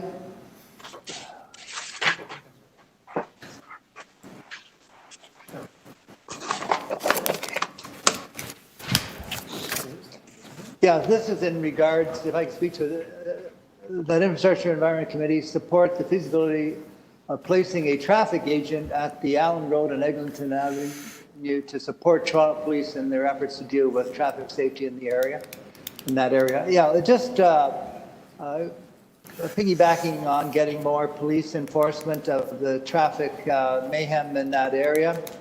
I don't know if most of you probably avoid it, but if you're trying to get on the Allen and Eglinton, or if you're trying to get east-west with the construction of the Eglinton Crosstown, it's a major challenge for the people traveling through or people who live in the area. So if we're going to get more police enforcement. I just thought, given that there have been traffic agents deployed just recently, after we got that approval, that if look at the possibility of maybe deploying a traffic agent there in the vicinity of the Allen Road, Eglinton, where we have this challenging situation. So that's what the motion really calls for.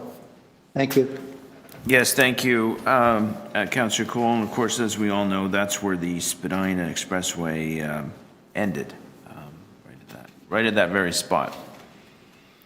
It ended, but it still continues through residential streets nonstop. So there's no end in sight. Okay, fair enough. All those. Okay, let's put the motion on the screen. This is Councillor Cole's motion about a traffic agent at Allen and Eglinton. All those in favor? Opposed? That is carried. The item is amended. All those in favor? Opposed? That is carried. The last item was the walk-on item, Green Lane landfill operations, maintenance, construction, and extract extension. To walk on an item like this, I must admit, Can we defer this? I move. I'm a little overwhelmed. We need time to look at this. What are the Councillor Cole? Why don't you ask staff what are the implications? Is this like an urgent thing? Or I mean, I would like to just read through this a little more closely and debate it properly. Why don't, Mr. Chair, if I may, why don't we ask staff for a very brief presentation from Matt, just to talk what it is we have in front of us. Well, why don't we do questions for staff and someone should ask, what's this all about? Councillor Layton. Or first of all, Councillor Layton, questions for staff. Point of order, can I ask whether there's any problem with deferring it to the next meeting? Well, that could be. Or just referring it to council. 9-year contract extension? No. All we're doing is moving receipt. So the question is, is there an urgency? Will there be material damage to the city if we don't deal with it now? And I don't know the answer to that. So Councillor Cole, questions for staff. You want to find out whether there's an urgency to dealing with it now, and what if we defer it? And it won't be till January. So, Councillor Cole. Yes, that's my question. Through you, Mr. Chair, to the councillor. This report is the recommendation is to receive the report for information. Last year, council delegated the authority to Solid Waste Management Services to review the contract between us and CRA Limited for the operations of the Green Lane landfill. And through that delegated authority, there were a number of requirements that council sought in terms of renegotiating the contract. And so those were to increase the compaction ratio at the sites. What that means is being able to put more waste in the same amount of space and increasing that within the contract. There were other provisions on reducing the minimum put or pay. So in the existing agreement, we were required to provide 400,000 tons of material through a put or pay system to CRA LOL. And what we've been able to achieve through council direction is an annual put or pay amount of 350,000 tons. And so both the compaction ratio and the tons, the reduction in the amount of tons required is allowing us to save more landfill space in alignment with the overall solid waste management strategy. The other requirement that council provided staff to review this contract was to reduce overall costs of the landfilling operation. And what we've been able to do is meet all of those requirements. In addition to those, staff have also been able to wrap in all of the outstanding Auditor General requests for staff with regards to the contract and make sure that they were in this new arrangement. The landfill operators are a state-of-the-art company, and there's environmental risks in changing operators with the understanding that landfill cells are built and then used many years later. Keeping a consistent operator will not only benefit the operation in terms of our leachate management, leachate cleaning, and our odor and gas issues at the site. And we've been able to come back with a contract that has a significant savings over the existing contract and the net present value of the anticipated future costs. So what the intent of this report was to inform council that we have achieved the direction that was provided to us, and just so that the committee would be in all that information receipt before a contract was executed to firm up the deal with the operator.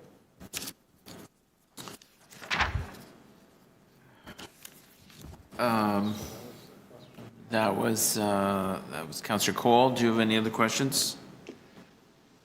Well, I guess the question is, if we don't deal with this right now, is there a problem? That was I think, thank you for the overview of a very complex arrangement, but it seems to be, if we receive it, what does that mean? We accept the agreement in principle? So through you, Mr. Chair, if you accept the report for information, it's accepted for information. We have the authorities right now through our delegated authority by council to negotiate. We wanted to make sure that through a transparent process that this information was provided to council, to committee and council before an agreement was executed. That being said, the existing agreement with the landfill operator is set to expire in March of next year, and there are two extension years that staff can engage in to extend that contract. And within the existing agreement, we have until the end of this year to either end of 2020, December 31st, either enter into this new adjusted agreement based on council's direction, or alternatively, we would look to extend the CRA agreement for 2 years and move forward. So time is of the essence in terms of approving this agreement to meet the end of the month requirements for either entering into this agreement or extending our existing agreement based on the existing terms. And if we extend the agreement, we will be capturing a fair bit of savings within the first 2 years of the operating agreement. But at the end of the day, we're following council's direction on negotiating this contract and coming back with all of the parameters and more that were set by council to bring forth. Okay, thank you. Thank you, Councillor Cole. Any other questions of staff? Yes. Deputy Mayor? Are there any other vendors who might be interested in this contract?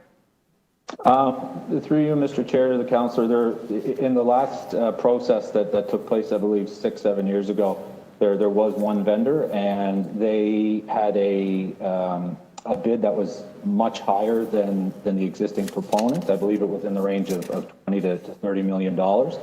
The benefits with moving forward with the existing operator is that because they've been there and they understand all the site-specific conditions, they can really drive value for the city by looking at different process changes. And my team has spent the past year really engaging with the operator to ensure that all of the environmental aspects of maintaining this contract were maintained or enhanced, as well as ensuring that the value for money proposition in terms of the overall contract was provided to the city. And our best advice at this point in time is that we've been able to reach a fair price with the vendor, and there's no more ability to negotiate a more aggressive price. What's the size of the contract?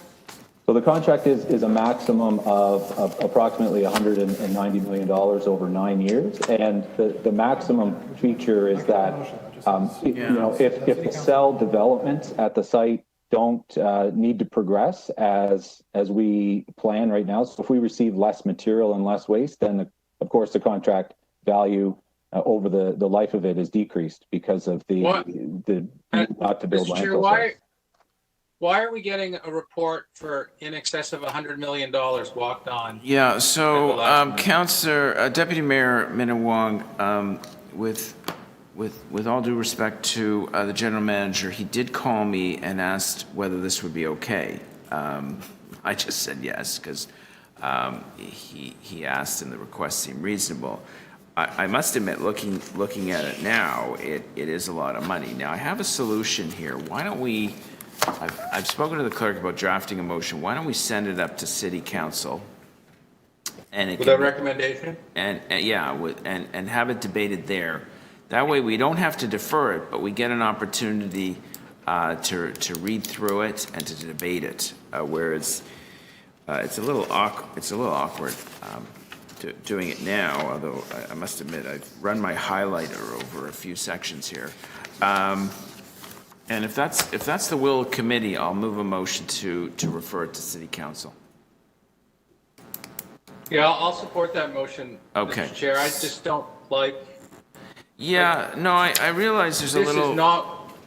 A walk-on of this size and value, I'm very uncomfortable with it. Yeah, no, but I will say that I did, as chair, I was asked, Matt did, Mr. Keeler did call me, and I said, yeah, it seems okay. But looking at it now, this is a large sum of money for a walk-on item. I have no doubt that everything's in order here. But if it's the will of committee, we'll send it up to council and we can debate it there.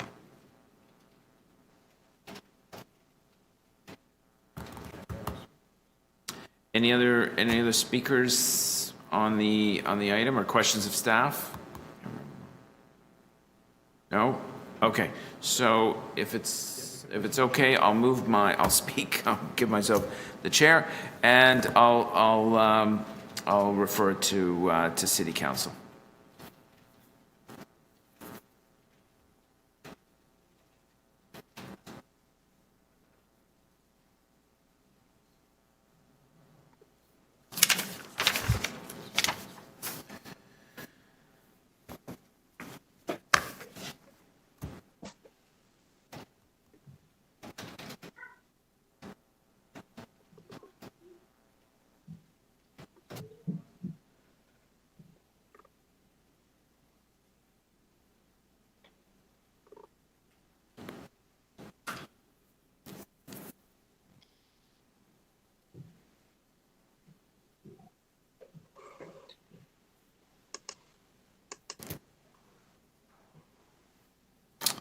All right, there we go.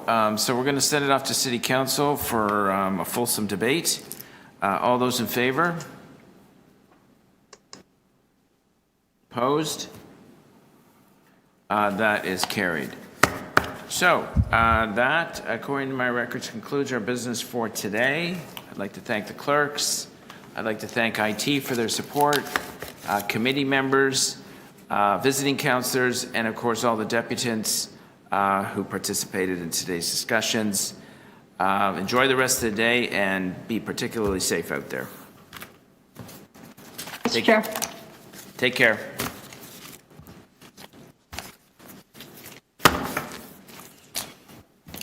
Everyone.